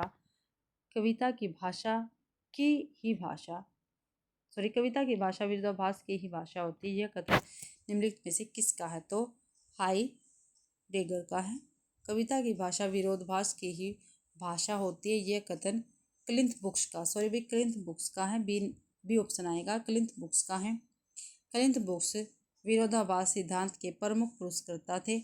इनकी पुस्तक मॉडर्न पोएट्री एंड ट्रेडिशन 1939 ईस्वी में प्रकाशित हुई। इनकी अन्य पुस्तकें दी वेल राटन 1947 में प्रकाशित हुई, अंडरस्टैंडिंग पोइट्री 1938 ईस्वी में, ए अंडरस्टैंडिंग फिक्शन 1973 ईस्वी में, ए अंडरस्टैंडिंग ड्रामा 1947 ईस्वी में प्रकाशित हुई भी।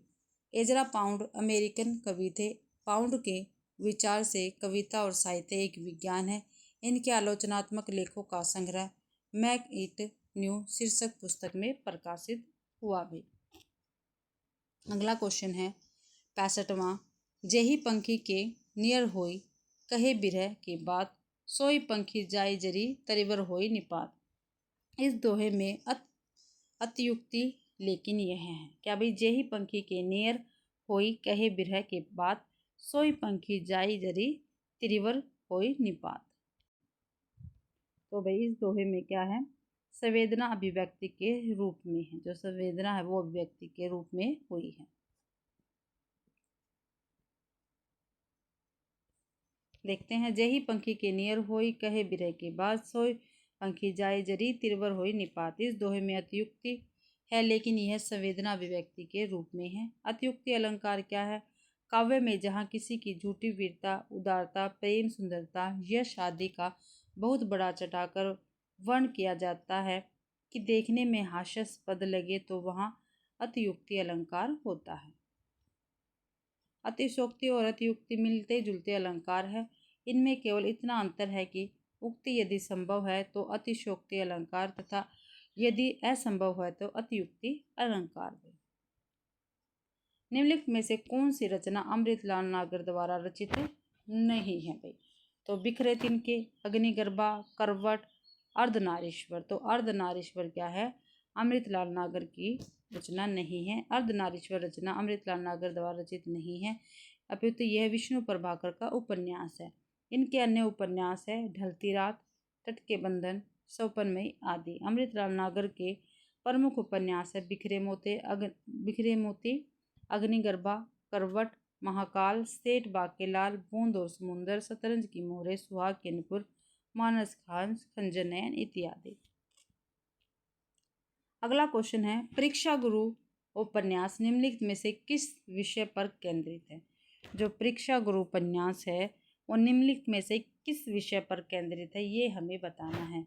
तो प्रत्येक रूप में ईस्ट इंडिया कंपनी द्वारा भारत के आर्थिक शोषण और लूट का यथार्थ, ये बिल्कुल ठीक है, ये ऑप्शन अपना ठीक रहेगा। प्रत्येक रूप में ईस्ट इंडिया कंपनी द्वारा भारत के आर्थिक शोषण और लूट का यथार्थ चित्रण हुआ है भाई। इसमें व्याख्या देखते हैं, परीक्षा गुरु उपन्यास में प्रत्येक रूप में ईस्ट इंडिया कंपनी द्वारा भारत के आर्थिक शोषण और लूट का यथार्थ चित्रण मिलता है।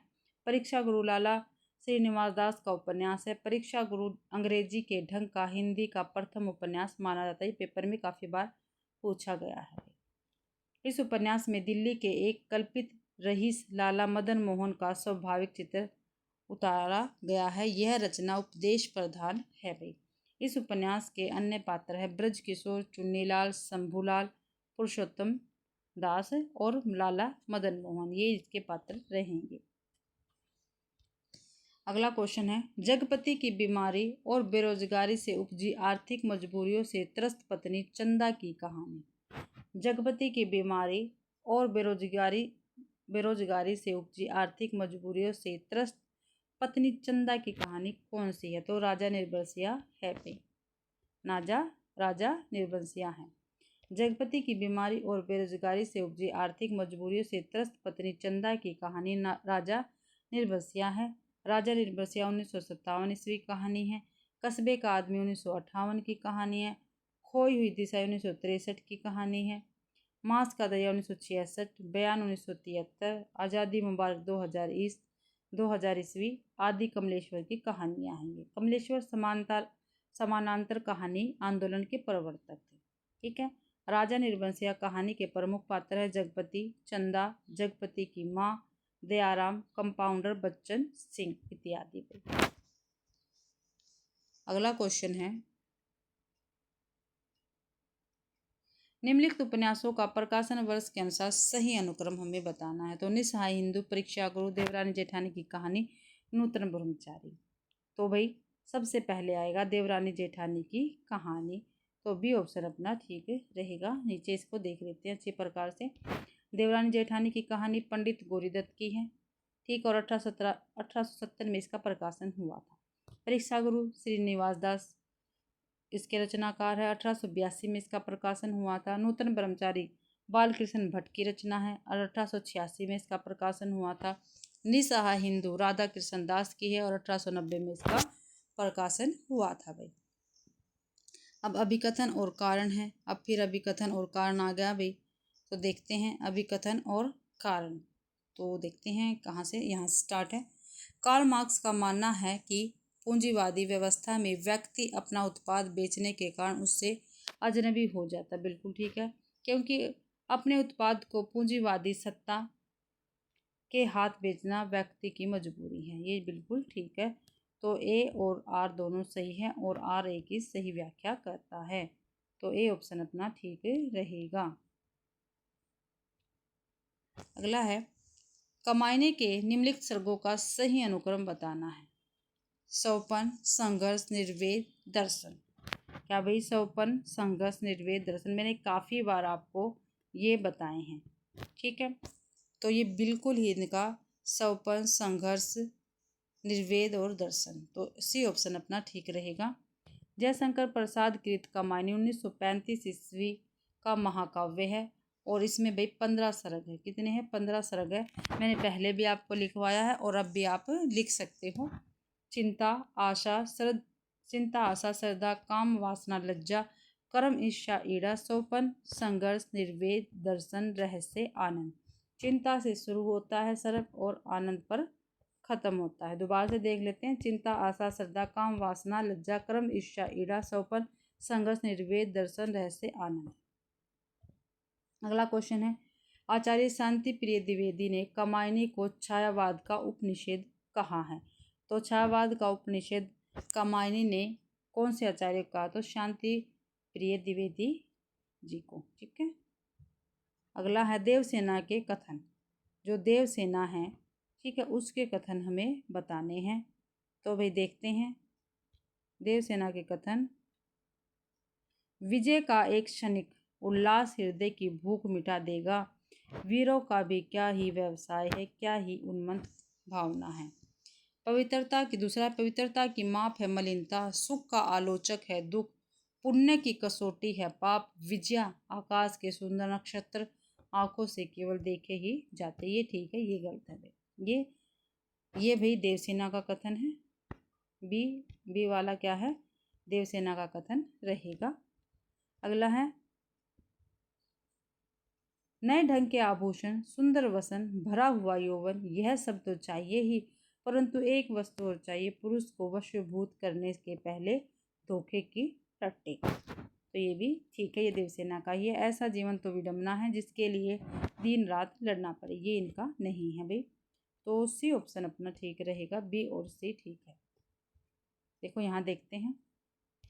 पवित्रता की माप है मलिनता, सुख का आलोचक है दुख, पुण्य की कसौटी है पाप, विजया आकाश के सुंदर नक्षत्र, आंखों से केवल देखे ही जा सकते हैं। देवसेना का कथन है, नए ढंग के आभूषण, सुंदर वसन, भरा हुआ यौवन, यह सब तो चाहिए ही, परंतु एक वस्तु और चाहिए, पुरुष को वशीभूत करने के पहले धोखे की टर्टी। दोनों उपयुक्त जयशंकर प्रसाद कृत सकंदगुप्त नाटक की स्त्री पात्र देवसेना के है भाई। सकंदगुप्त के प्रमुख पुरुष पात्र है सकंदगुप्त, पृथ्वीसेन, भट्टारक, बंधुवर्मा, महादंड नायक, पुरुगुप्त और कुमारगुप्त। स्त्री पात्र है अनंत देवी, देवकी, देवसेना, विजया, रामा, जयमाला, मालिनी। जयशंकर प्रसाद के प्रमुख नाटक है सज्जन, कल्याणी, परिणय, करुणालय, राजश्री, विशाख, अजातशत्रु, जन्मेजय का नायक, सकंदगुप्त, चंद्रगुप्त, ध्रुवस्वामी इत्यादि। अगला क्वेश्चन है, रामचंद्र शुक्ल के हिंदी साहित्य का इतिहास में दर्ज अष्टछाप के प्रारंभिक 4 कवियों का सही अनुक्रम बताना है। तो भाई अष्टछाप के जो पहले 4 कवि हैं उनका हमें अनुक्रम बताना है। तो सबसे पहले सूरदास जी आएंगे, फिर परमानंद आएंगे। ठीक है, सॉरी भाई, पहले सूरदास, बी ऑप्शन एक में ही है, ए ऑप्शन ठीक है। और सूरदास के समकालीन ही क्या थे? नंददास थे। तो बी ए ठीक है, फिर कृष्णदास, फिर परमानंद दास। तो अपना ए ऑप्शन ठीक रहेगा। प्रारंभिक रामचंद्र शुक्ल के हिंदी साहित्य का इतिहास में दर्ज अष्टछाप के प्रारंभिक 4 कवियों का सही अनुक्रम है सूरदास, नंददास, कृष्णदास, परमानंद दास। गोस्वामी विठल दास ने सन 1565 ईस्वी में 4 वल्लभाचारी और 4 अपने शिष्यों को मिलाकर अष्टछाप की स्थापना की थी। हिंदी साहित्य का इतिहास में दर्ज शुक्ल रामचंद्र के अनुसार अष्टछाप के 8 कवियों का क्रम इस प्रकार है: सूरदास, नंददास, कृष्णदास, परमानंद दास, कुंभनदास, चतुरदास, चतुर्भुजदास, चित स्वामी और गोविंद स्वामी। मोती स्वामी नहीं है, गोविंद स्वामी आएगा यहाँ पे। ठीक है, गोविंद स्वामी। वल्लभाचार्य के कुल 84 थे शिष्य और विठलनाथ के कुल 252 शिष्य थे भाई। ठीक है, ये ध्यान रखना। और पहले 4 जो शिष्य है, ठीक है, ये वल्लभाचार्य के, और दूसरे जो 4 शिष्य हैं ये विट्ठलनाथ के थे भाई।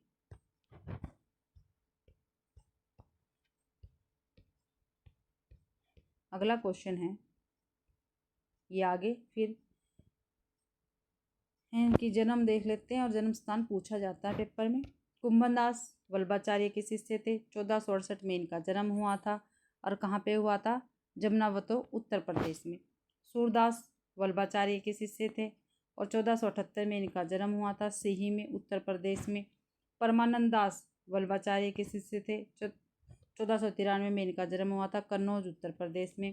कृष्णदास वल्लभाचार्य के शिष्य थे। 1496 में इनका जन्म हुआ था चिलोतरा गुजरात में। गोविंद स्वामी विट्ठलनाथ के शिष्य थे। 1525 ईस्वी आंतरी राजस्थान में इनका जन्म हुआ था। चीज स्वामी विट्ठलनाथ के शिष्य थे। 1515 में इनका जन्म हुआ था मथुरा उत्तर प्रदेश में। चतुर्भुजदास विट्ठलनाथ के शिष्य थे और 1530 में इसका जन्म हुआ था जमनावती उत्तर प्रदेश में। नंददास विट्ठलनाथ के शिष्य थे और 1533 में इनका जन्म हुआ था रामपुर उत्तर प्रदेश में। तो यहाँ पे लिख रखे हैं, ठीक है। देखो ये 4 वाले तो विट्ठलनाथ के शिष्य हैं और ऊपर 4 वाले किसके हैं? ये वल्लभाचार्य के शिष्य रहेंगे। अगला क्वेश्चन है ईदगाह कहानी में व्यक्त हुए हैं। जो ईदगाह कहानी है प्रेमचंद्र की, उसमें क्या कुछ व्यक्त हुआ है ये हमें बताना है। सांप्रदायिक सामंजस्य नहीं भाई। बाल मनोवैज्ञानिक बिल्कुल ठीक। मातृवात्सल्य ये भी हुआ है। राजनीतिक चेतना नहीं हुई। तो बी और सी, डी ऑप्शन में है। डी ऑप्शन अपना ठीक रहेगा भाई। अगला क्वेश्चन है प्रेमचंद्र कृत ईदगाह 1933 ईस्वी कहानी में बाल मनोवैज्ञानिक तथा मातृवात्सल्य व्यक्त हुए हैं।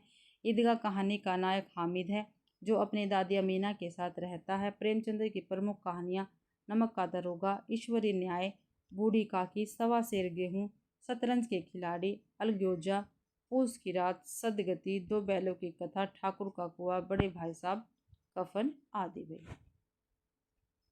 पुरोहित के अनुसार रामगुप्त का ध्रुव स्वामी पर कोई अधिकार नहीं क्योंकि वह मर्तप्राय और परवर्जित था। वह पर स्त्रीगामी था। वह जीवन से उदासीन था। वह गौरव से नष्ट और आचरण से पतित था। क्या भाई? वह गौरव से नष्ट और आचरण से पतित था भाई। कौन? रामगुप्त। पुरोहित के अनुसार रामगुप्त का ध्रुव स्वामी पर कोई अधिकार नहीं क्योंकि वह गौरव से नष्ट और आचरण से पतित था। जयशंकर प्रसाद कृत ध्रुव स्वामी नाटक से समस्या नाटक का प्रवर्तन माना जाता है। इसमें अनमेल विवाह, तलाक एवं पुनर्विवाह की समस्या को उठाया गया है। ध्रुव स्वामी नाटक के प्रमुख पात्र चंद्रगुप्त, रामगुप्त, शिखर स्वामी और ध्रुव स्वामी। अगला है मिलान शेखर, सिलिया, जयदेवपुरी, बाणभट्ट, निपुणिया, तारा, माता दिन, सरस्वती। शेखर और सरस्वती तो एक का 4 हो गया। एक का 4 बी ऑप्शन में है। बी ऑप्शन अपना ठीक रहेगा। आगे देख लेते हैं इसका सारा सार। देखो बी ऑप्शन ठीक है ना। शेखर, सरस्वती, सिलिया, माता दीन, जयदेवपुरी, तारा, बाणभट्ट, निपुणिया। ठीक है। आगे भाई अभिकथन और कारण आ गया। फिर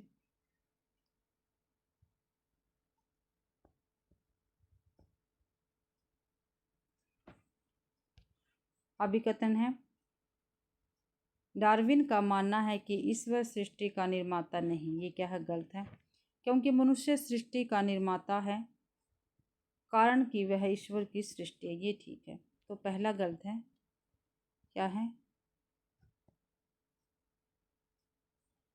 ए सही है परंतु आर सही नहीं है। ए सही है परंतु आर सही नहीं है। सी ऑप्शन अपना ठीक रहेगा। अभिकथन है डार्विन का मानना है कि ईश्वर सृष्टि का निर्माता नहीं, कारण आर क्योंकि मनुष्य की सृष्टि, कारण कि वह ईश्वर की सृष्टि निर्माता। उपयुक्त कथनों के अलावा सही है परंतु आर सही नहीं है। चार्ल्स डार्विन ने कर्म विकास के सिद्धांत को दुनिया के सामने रखा। इस सिद्धांत में कहा गया कि विशेष प्रकार की प्रजातियों के पौधे पहले एक जैसे एवं लेकिन दुनिया की अलग अलग भौगोलिक स्थितियों में जीवित बचे रहने के संघर्ष के चलते उनकी रचना में बदलाव होता गया। इस वजह से एक इस जाति के पौधे की कई प्रजातियां बन गई। भोला राम का जीव कहानी के विषय है। भ्रष्टाचार की पक्षधरता, भ्रष्टाचार का अनावरण, सदाचार का निष्पेक्ष, सरकारी कार्यों में व्याप्त रिश्वतखोरी व अभिव्यक्ति। तो देखते हैं इसका भाई, भ्रष्टाचार का अनावरण और सरकारी कार्यालयों में व्याप्त रिश्वतखोरी की अभिव्यक्ति, तो ये दोनों ठीक रहेंगे, सही ही पूछा है यहाँ पे। भ्रष्टाचार का अनावरण तथा सरकारी कार्यों में व्याप्त रिश्वतखोरी की अभिव्यक्ति हरिशंकर परसाई कृत भोला राम का जीव कहानी के विषय है। परसाई जी ने कहानी संग्रह हंसते हैं रोते हैं जैसे उनके दिन फिरे भोला राम का जीव, उपन्यास रानी नागफनी की कहानी, तट की खोज, ज्वाला और जल, निबंध संग्रह पगडंडियों का जमाना, सदाचार का ताबीज, ठिठुरता हुआ गणतंत्र, विकलांग श्रद्धा का दौर, सुनो भाई साधो, तुलसीदास चंद्र घिसे, पाखंड का अध्यात्मक, प्रेमचंद्र के फटे जूते आदि। अगला क्वेश्चन है भाई, प्रकाशन वर्ष की दृष्टि से सही अनुक्रम हमें बताना है। दूसरी परंपरा की खोज, व्योमकेश दरवेश, शांति निकेतन से शिवालिक तक, साहित्यकार और चिंतक आचार्य हजारी प्रसाद द्विवेदी। तो भाई सबसे पहले तो सी ऑप्शन आएगा, शांति निकेतन से शिवालिक तक। तो सी ऑप्शन हमारे सी ऑप्शन में ही है, तो सी ऑप्शन अपना ठीक रहेगा। तो देखते हैं, शांति निकेतन से शिवालिक तक, क्या भाई शांति निकेतन से शिवालिक तक 1967 की रचना है और इसके रचनाकार कौन है? डॉक्टर शिव प्रसाद सिंह। दूसरी परंपरा की खोज नामवर सिंह है, इसके रचनाकार 1967 में प्रकाशित हुई।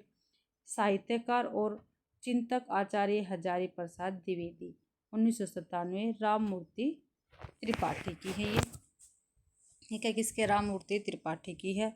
व्योमकेश दरवेश 2010 की ये रचना रहेगी और विश्वनाथ त्रिपाठी की ये रचना रहेगी, व्योमकेश दरवेश। अगला क्वेश्चन है 80वां, निम्नलिखित में से कौन सा निबंध भारतेंदु हरिश्चंद्र ने लिखा है? ठीक है, तो रामायण का समय, बंधुत्व किसे कहते हैं, अब मैं नाचो बहुत गोपाल, रसात्मक बोध के विविध स्वरूप। तो ए ऑप्शन अपना ठीक है, भारतेंदु हरिश्चंद्र का निबंध है रामायण का समय, ए ऑप्शन ठीक रहेगा। रामायण का समय भारतेंदु हरिश्चंद्र का निबंध है। आचार्य रामचंद्र ने भारतेंदु हरिश्चंद्र को प्रथम निबंधकार माना है, ठीक है। रामचंद्र शुक्ल ने भी भारतेंदु को प्रथम निबंधकार माना, याद रखना, ये निबंधकार माना है। अतः भारतेंदु जी को निबंध का जनक भी कहा या माना जाता है।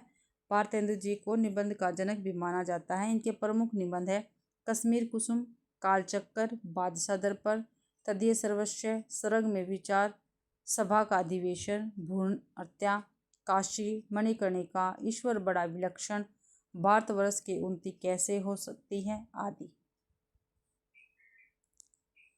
आगे है, जबकि रसात्मक बोध के विविध स्वरूप आचार्य रामचंद्र शुक्ल के निबंध चिंतामणि भाग 1 से लिया गया है।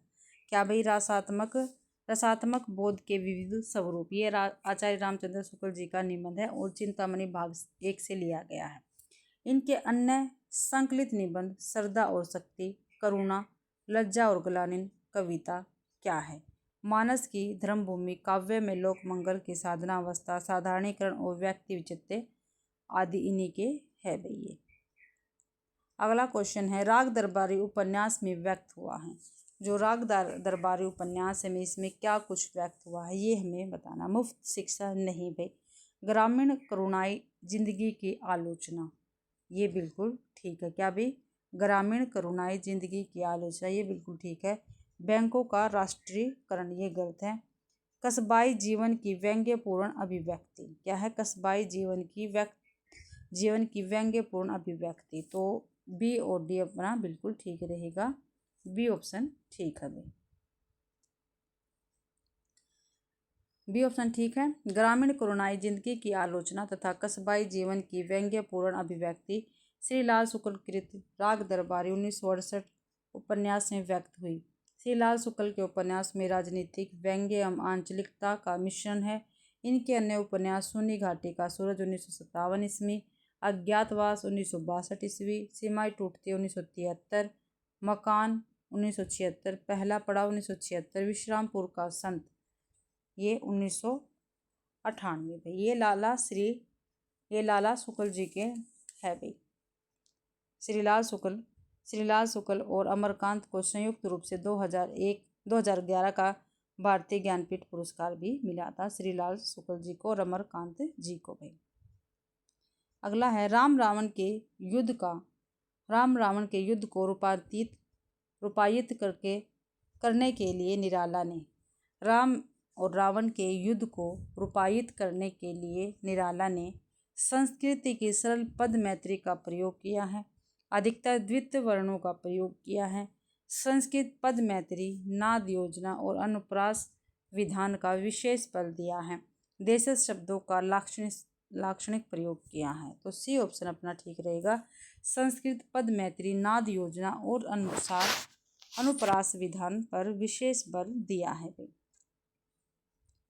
राम की शक्ति पूजा लंबी कविता में राम रावण के युद्ध को रूपायित करने के लिए निराला ने संस्कृत पद मैत्री, नाद योजना और अनुप्रास विधान पर विशेष बल दिया है।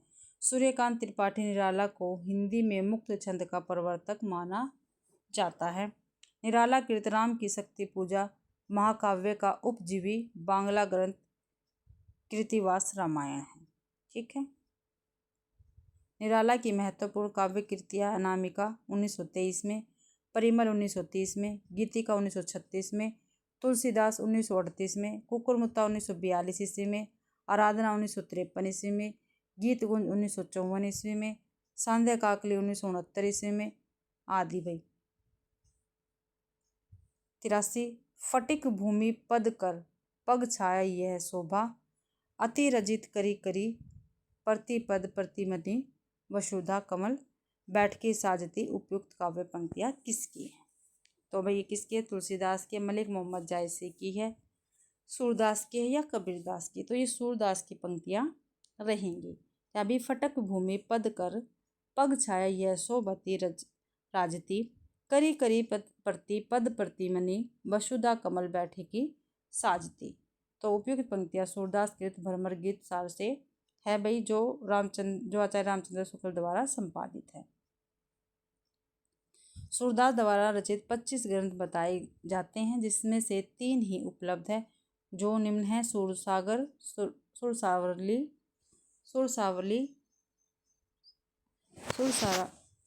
और साहित्य लहरी। हिंदी साहित्य में भ्रमर गीत काव्य परंपरा का प्रवर्तन सूरदास ने किया। भ्रमर गीत में 700 पद हैं। भ्रमर गीत को पालंब काव्य भी कहते हैं। आचार्य रामचंद्र शुक्ल ने इसे ध्वनि काव्य भी कहा है। भ्रमर गीत को आचार्य रामचंद्र शुक्ल ने क्या कहा भाई? ध्वनि काव्य भी कहा है। और जो भ्रमर गीत है उसमें 700 पद हैं। कितने पद हैं? 700 पद है। और भ्रमर गीत काव्य परंपरा का प्रवर्तन सूरदास ने किया है। ये आपको ध्यान रखना है भाई। निम्नलिखित में से किसकी पुस्तक का नाम द्वंद्ववादी तर्क की समीक्षा क्रिटिक ऑफ डायलेक्टिक्स रीजन है? तो कार्ल मार्क्स, राल्फ वाक्स, एडलर या सार्त्र? तो सार्त्र डी ऑप्शन ठीक है। द्वंद्ववादी तर्क की समीक्षा क्रिटिक ऑफ डायलेक्टिक्स रीजन 1960 ईस्वी था। बीइंग एंड नथिंग 1943 ईस्वी सार्त्र की पुस्तक का नाम है, जबकि दास कैपिटल कार्ल मार्क्स की पुस्तक का नाम है।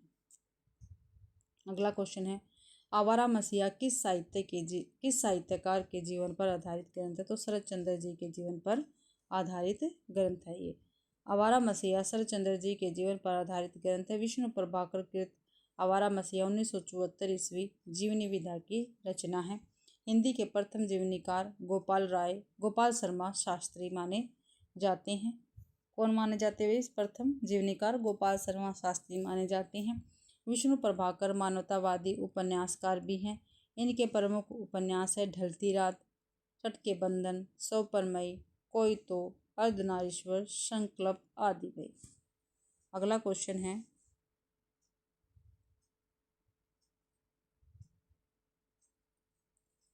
अरस्तु के त्रासदी के सिद्धांतों के अंगों का सही अनुक्रम हमें बताना है। जो अरस्तु ने त्रासदी का सिद्धांत दिया था उसके अंगों का सही अनुक्रम हमें बताना है। तो देखते हैं।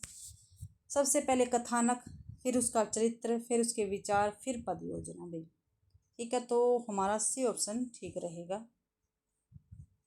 देखो, कथानक, चरित्र, विचार, पद योजना, गीत, दृश्य, ये क्या है? अरस्तु के त्रासदी के सिद्धांतों के अंग है। कथानक, चरित्र, विचार, पद योजना, गीत, दृश्य। अगला है, अरस्तु ने महाकाव्य, दुखांतक, प्रहसन आदि को अनुकरण का भेद माना है। अरस्तु काव्य के छंद को अनिवार्य नहीं मानते। महाकाव्य, दुखांतक, प्रहसन आदि कलाओं के 3 भेदक तत्व है: माध्यम, विषय और पद्धति। अरस्तु के ग्रंथों की संख्या 400 बताई जाती है। कितनी बताई जाती है? 400 बताई जाती है अरस्तु के ग्रंथों की संख्या, जिनमें सर्व प्रमुख 3 है: पेरिपोइटिक्स, पेरिपोएटिक्स, टेक्नेस, रिटोरिकेस और वसीयतनामा। ठीक है, वसीयतनामा काफ़ी महत्वपूर्ण है। दास प्रथा से मुक्ति का प्रथम घोषणा पत्र है। कौन? वसीयतनामा दास मुक्ति का प्रथम घोषणा पत्र। अगला क्वेश्चन है, देवगिरी को जीतकर दिल्ली आने के बाद चामुंडराय दाहिम ने पृथ्वीराज को किस बात के लिए प्रेरित किया था? तो रेवता तट पर मृगया के लिए। ये ऑप्शन ठीक रहेगा। देवगिरी को जीतकर दिल्ली आने के बाद चामुंडराय दाहिम ने पृथ्वीराज आएगा, रात नहीं आएगा, को रेवता तट पर मृगया शिकार के लिए प्रेरित किया। मृगया क्या है? शिकार के लिए प्रेरित किया।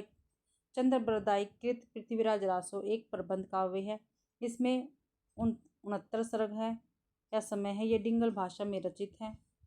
शुक्ल जी ने लिखा है। चंद्रबरदाई हिंदी के प्रथम महाकवि माने जाते हैं और इनका पृथ्वीराज रासो हिंदी का प्रथम महाकाव्य है। पृथ्वीराज रासो में 68 छंदों का प्रयोग किया गया है। चंद्रबरदाई को 56 छंद का विशेषज्ञ माना जाता है। हजारी प्रसाद द्विवेदी ने पृथ्वीराज रासो को सुख सुखी संवाद के रूप में रचित माना है। अगला क्वेश्चन, निम्नलिखित में से कवि की दृष्टि से कविता की रचना प्रक्रिया पर विचार करने वाले पाश्चात्य आलोचक तो कौन है? वर्ड्सवर्थ है। कौन है भाई? वर्ड्सवर्थ है। कवि की दृष्टि से कविता की रचना प्रक्रिया पर विचार करने वाले पाश्चात्य आलोचक वर्ड्सवर्थ है। वर्ड्सवर्थ ने कविता को परिभाषित करते हुए लिखा है, कविता प्रबल भाव का सहज उच्छलन है। वर्ड्सवर्थ ने काव्य भाषा के संबंध में 3 मान्यताएं प्रस्तुत की हैं। कौन कौन सी? काव्य में ग्रामीणों की दैनिक बोलचाल की भाषा का प्रयोग होना चाहिए। ठीक है। काव्य और गद्य की भाषा में कोई तात्विक भेद नहीं है। प्राचीन कवियों का भावोद्बोध जितना सहज था, उनकी भाषा उतनी ही सरल थी।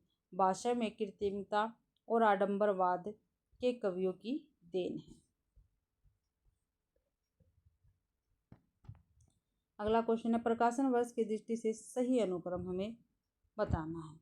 तो प्रकाशन वर्ष की दृष्टि से सही अनुक्रम है हमारा आचार्य रामचंद्र शुक्ल और हिंदी आलोचना, हिंदी जाति का साहित्य, भारतीय सौंदर्य बोध और तुलसीदास, परंपरा का मूल्यांकन। तो देखते हैं, और ये जितनी भी रचनाएं ये सभी किसकी है? रामविलास शर्मा की। आचार्य रामचंद्र शुक्ल और हिंदी आलोचना 1955 ईस्वी, परंपरा का मूल्यांकन 1981, हिंदी जाति का साहित्य 1986, भारतीय सौंदर्य बोध और तुलसीदास 2001। और ये सभी रचनाएं रामविलास शर्मा की है। भाई सूची 1 को सूची 2 से मिलान करना। भारतेंदु हरिश्चंद्र, महावीर प्रसाद द्विवेदी, हजारी प्रसाद द्विवेदी, विद्यानिवास मैसर। तो फागुनी दुईरे दीना, मेरी जन्मभूमि, कविता और कवि और कविता, जातीय संगीत। तो इनको हम साथ साथ ही मिला लेंगे। भाई भारतेंदु हरिश्चंद्र जातीय संगीत है इनका, महावीर प्रसाद द्विवेदी कवि और कविता, हजारी प्रसाद द्विवेदी मेरी जन्मभूमि, विद्यानिवास मैसर फागुन दुईरे दीना। तो एक अवतरण दे रखा है, यानी गद्यांश है, उसको पढ़कर हमें क्वेश्चन आंसर करने हैं। तो देखते हैं, साहित्य के उपासक अपने पैर के नीचे की मिट्टी की उपेक्षा नहीं कर सकते। हम सारे ब्रह्म जगत को असुंदर छोड़कर सौंदर्य की सृष्टि नहीं कर सकते। सुंदरता सामंजस्य का नाम है, जिसे दुनिया में छोटाई और बड़ाई में, धनी और निर्धन में, ज्ञानी और अज्ञानी में, आकाश पाताल का अंतर हो, वह दुनिया ब्रह्म सामंजस्य नहीं कही जा सकती और इसीलिए वह सुंदर भी नहीं है। इस ब्रह्म सुंदरता बाहरी सुंदरता असुंदरता के गुह्य में खड़े होकर आंतरिक सौंदर्य की उपासना नहीं हो सकती। हमें उस ब्रह्म असौंदर्यता को देखना ही पड़ेगा। निर्वसन जनता के बीच खड़े आप परियों के सौंदर्य लोक की कल्पना नहीं कर सकते। साहित्य सुंदर का उपासक है, इसलिए साहित्यिक असामंजस्य को दूर करने का प्रयत्न पहले करना होगा। अशिक्षा और कुशिक्षा से लड़ना होगा, भय और ग्लानि से लड़ना होगा। सौंदर्य और असौंदर्य का कोई समझौता नहीं हो सकता। सत्य अपना पूरा मूल्य चाहता है। आगे है भाई इसके क्वेश्चन, देखते हैं यहाँ से। उपयुक्त अवतरण के आधार पर सुंदर दुनिया का अभिप्राय है।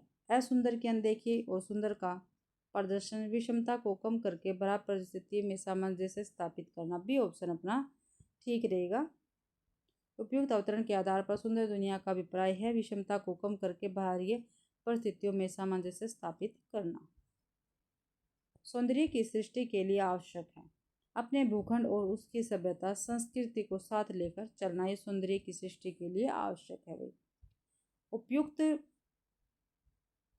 उपयुक्त अवतरण के आधार पर साहित्य का उद्देश्य होना, साहित्य आएगा यहाँ पे, साहित्य का उद्देश्य होना चाहिए भूखी और अशिक्षा कुशिक्षा और भय ग्लानि से लड़ने के लिए प्रेरित न करना, गलत है। बाहरी या सुंदरता पर पर्दा डालकर सौंदर्य लोक का अवतरण करना, गलत है। भूखी और अभावग्रस्त जनता के साथ खड़े होकर समाज में बराहे सामंजस्य स्थापित करना, ये क्या है, ठीक है भाई। उपयुक्त अवतरण के संबंध में निम्नलिखित में से कौन सी बात सही है? जो बात सही है वो हमें बतानी है। हमारे देश का अंतर्बराह अत्यंत प्रीतिकर है, गलत है। हमारे देश इसलिए महान है कि वह अंदर बाहर से प्रीतिकर है, नहीं है। आँख और कान को अच्छा न लगने के बावजूद बौद्धिक दृष्टि से हमारा देश प्रीतिकर है, गलत है। आंतरिक दृष्टि से हमारा देश प्रोज्वल है किंतु बाहरी रूप से अप्रीतिकर है, ये ठीक है, ठीक है भाई अपना। अगला क्वेश्चन है, सौंदर्य और असौंदर्य का कोई समझौता नहीं हो सकता का अभिप्राय है। असुंदर को कम किए बिना सुंदर नहीं हुआ जा सकता। बी है, सुंदरता और असुंदरता दोनों विरोधी गुण हैं, दोनों में कभी मेल नहीं हो सकता। आगे देखते हैं हम। सुंदर बनने के लिए असुंदर को पूरी तरह समाप्त करना आवश्यक है। सुंदरता और असुंदरता को अशून्य रखते हुए मध्य मार्ग अपनाना, तो ए ऑप्शन ठीक रहेगा। सौंदर्य और असौंदर्य का कोई समझौता नहीं हो सकता का अभिप्राय असुंदर को कम किए बिना सुंदर नहीं हुआ जा सकता। फिर एक गद्यांश है, उसको पढ़कर हमें क्वेश्चन आंसर करना है। विवाह से पुरुष को तो कुछ छोड़ना नहीं होता और न उनकी परिस्थितियों में कोई अंतर ही आता है, परंतु इसके विपरीत स्त्री के लिए विवाह मानो एक अपरिचित संसार छोड़कर नवीन संसार में जाना है, जहाँ उसका जीवन सर्वथा नवीन होगा। पुरुष के मित्र, उसकी जीवनचर्या, उसके कर्तव्य सब पहले जैसे ही रहते हैं। वह अनुदार न होने पर भी शिक्षिता पत्नी के परिचित मित्रों, अध्ययन तथा अन्य परिचित दैनिक कार्यों के अभाव को नहीं देख पाता। साधारण परिस्थिति होने पर भी घर में इतर कार्यों से स्त्री को अवकाश रहता है। संयुक्त कुटुंब न होने से बड़े परिवार के प्रबंध की उलझने भी नहीं घेरे रहती। इसके लिए पुरुष मित्र वर्जस्य है और उसके मित्र बनाने के लिए शिक्षिता स्त्रियां कम मिलती हैं। अतः एक विचित्र अभाव का उसे बोध होने लगता। कभी कभी पति के आने जाने जैसी छोटी बातों में बाधा देने पर वह विरक्त भी हो उठती है। अच्छी गृहिणी कहलाने के लिए उसे केवल पति की इच्छा के अनुसार कार्य करने तथा मित्रों और कर्तव्य से अवकाश के समय उसे प्रसन्न रखने के अतिरिक्त और विशेष कुछ नहीं करना होता, परंतु यह छोटा सा कर्तव्य उसके महान अभाव को नहीं भर पाता। तो पहला क्वेश्चन है, उपयुक्त अवतरण के संदर्भ में निम्नलिखित में से कौन सा कथन सही है? जो सही कथन है भाई वो हमें बताना है। तो विवाह से पुरुष की दिनचर्या में काफ़ी बदलाव आ जाता है, क्योंकि घर में पत्नी आ जाती है। नहीं, पुरुष से विवाह से पुरुष के कर्तव्य में बड़ा भारी परिवर्तन आ जाता है, क्योंकि पत्नी का ध्यान उन पर रहता है। गलत है। विवाह से पुरुष को अपने मित्रों की संख्या कम करनी पड़ती है, क्योंकि उसे पत्नी का विशेष ध्यान रखना गलत है। उदार होने पर भी विवाह से पुरुष अपने शिक्षित पत्नी से परिचित मित्रों के अभाव को महसूस नहीं कर पाता। डी ऑप्शन अपना ठीक रहेगा फिर। अगला क्वेश्चन है, उपयुक्त अवतरण के आधार पर सही कथन कौन सा है? तो हमें सही कथन बताना है। विवाह से पुरुष को बहुत कुछ जोड़ना और छोड़ना पड़ता। गलत है भाई, पुरुष को तो कुछ नहीं छोड़ना होता। विवाह से पुरुष की परिस्थितियां पहले जैसी नहीं रह जाती, उनमें बड़ा भारी अंतर आ जाता है। देखते हैं, विवाह से पुरुष अपने घर परिवार में रहता है, उसकी परिस्थितियों में खास फर्क नहीं आता। विवाह से पुरुष बंधन में ऐसा जकड़ जाता है कि उसे पहले जैसे आज़ादी नहीं मिलती। नहीं भाई, तो भी देखते हैं बी और सी में से है, एक बी और सी में से है, देखते हैं। तो सी ऑप्शन इसका ठीक रहेगा। उपयुक्त अवतरण के आधार पर विवाह से पुरुष अपने घर परिवार में रहता है, उसकी परिस्थितियों में खास फर्क नहीं आता, ये बिल्कुल ठीक रहेगा। अगला क्वेश्चन है, सही कथन बताना। ठीक है, तो स्त्री के बड़े से बड़े अभाव को सास ससुर के प्रति उसका कर्तव्य पालन पूरा नहीं कर पाता। ये क्या है? गलत है। सही बताना है। स्त्री के बड़े अभाव को पति की इच्छा पूर्ति और उसके प्रति कर्तव्य निर्वाह पूरा नहीं कर सकता। ये ठीक है। स्त्री बड़े अभाव को अपने माता पिता की इच्छा का आदर आज्ञा का पालन पूरा नहीं करती। ये क्या है? गलत है। बी ऑप्शन अब तक ठीक है भाई। स्त्री के बड़े अभाव को अपने भाई बहनों के प्रति प्रेम और कर्तव्य निर्वाह, ये भी गलत है। तो अपना बी ऑप्शन ठीक रहेगा भाई, कि स्त्री के बड़े अभाव को पति की इच्छा पूर्ति और उसके प्रति कर्तव्य निर्वाह नहीं कर पाता। अगला है, अवतरण के आधार पर सही कथन कौन सा है? क्या भाई सही कथन पूछा है इसमें, तो सही कथन कौन सा है? तो विवाह स्त्री को एक ऐसे घर परिवार का सदस्य बना देता जिससे वह पहले से परिचित नहीं होती। विवाह स्त्री को एक ऐसे घर परिवार में ले जाता जहां उसको कोई नवीन अनुभव नहीं। गलत है। विवाह स्त्री को उसके चिर परिचित घर परिवार को छोड़कर एक दूसरे घर परिवार में ले जाकर उसके जीवन को नए अनुभव से संपन्न करता है। सी ऑप्शन अपना ठीक रहेगा भाई। विवाह स्त्री को एक ऐसे घर परिवार का हिस्सा बना देता है जिसमें सरलता लोकेतर अनुभव होता है। ये भी क्या? गलत है। सी ऑप्शन अपना ठीक रहेगा भाई। ठीक है, विवाह स्त्री को उसके चिर परिचित घर परिवार को छोड़कर एक दूसरे घर परिवार में ले जाकर उसके जीवन को नए अनुभव से संपन्न करता है। और आज की क्लास का हमारा लास्ट क्वेश्चन है, इसमें भी सही कथन बताना है भाई। उपयुक्त अवतरण को पढ़कर देखते हैं सही ऑप्शन। स्त्री के घर के बाहर भीतर आने जाने जैसी छोटी छोटी बातों में अक्सर पति की रोक टोक के कारण स्त्री विरक्त हो जाती है। ये क्या? सही बताना है। ठीक है, देखते हैं आगे। घर के बाहर भीतर पति के माता पिता के व्यवधान डालने के कारण स्त्री विरक्त हो जाती है। घर के बाहर भीतर आने जाने जैसी छोटी छोटी बातों पर सास ननद के प्राय टोकने पर स्त्री विरक्त हो जाती है। स्त्री के घर के बाहर भीतर आने जाने जैसी सामान्य बातों पर कभी कभार टोकने पर स्त्री विरक्त हो जाती है। तो डी ऑप्शन अपना ठीक रहेगा भाई। तो इसी के साथ भी आज की अपनी क्लास कंप्लीट होती है। आशा करती हूँ आप सभी को ये क्लास पसंद आई होगी। अगर आप सभी को ये क्लास पसंद आती है तो प्लीज़ मेरी वीडियो को ज़्यादा से ज़्यादा शेयर करें, लाइक कीजिए और कमेंट करना तो आप बिल्कुल भी न भूलें। ठीक है भाई, और मेरा चैनल नया है तो प्लीज़ मेरे चैनल को भी सब्सक्राइब ज़रूर से ज़रूर करें। आप सभी का मेरी क्लास देखने के लिए बहुत बहुत धन्यवाद।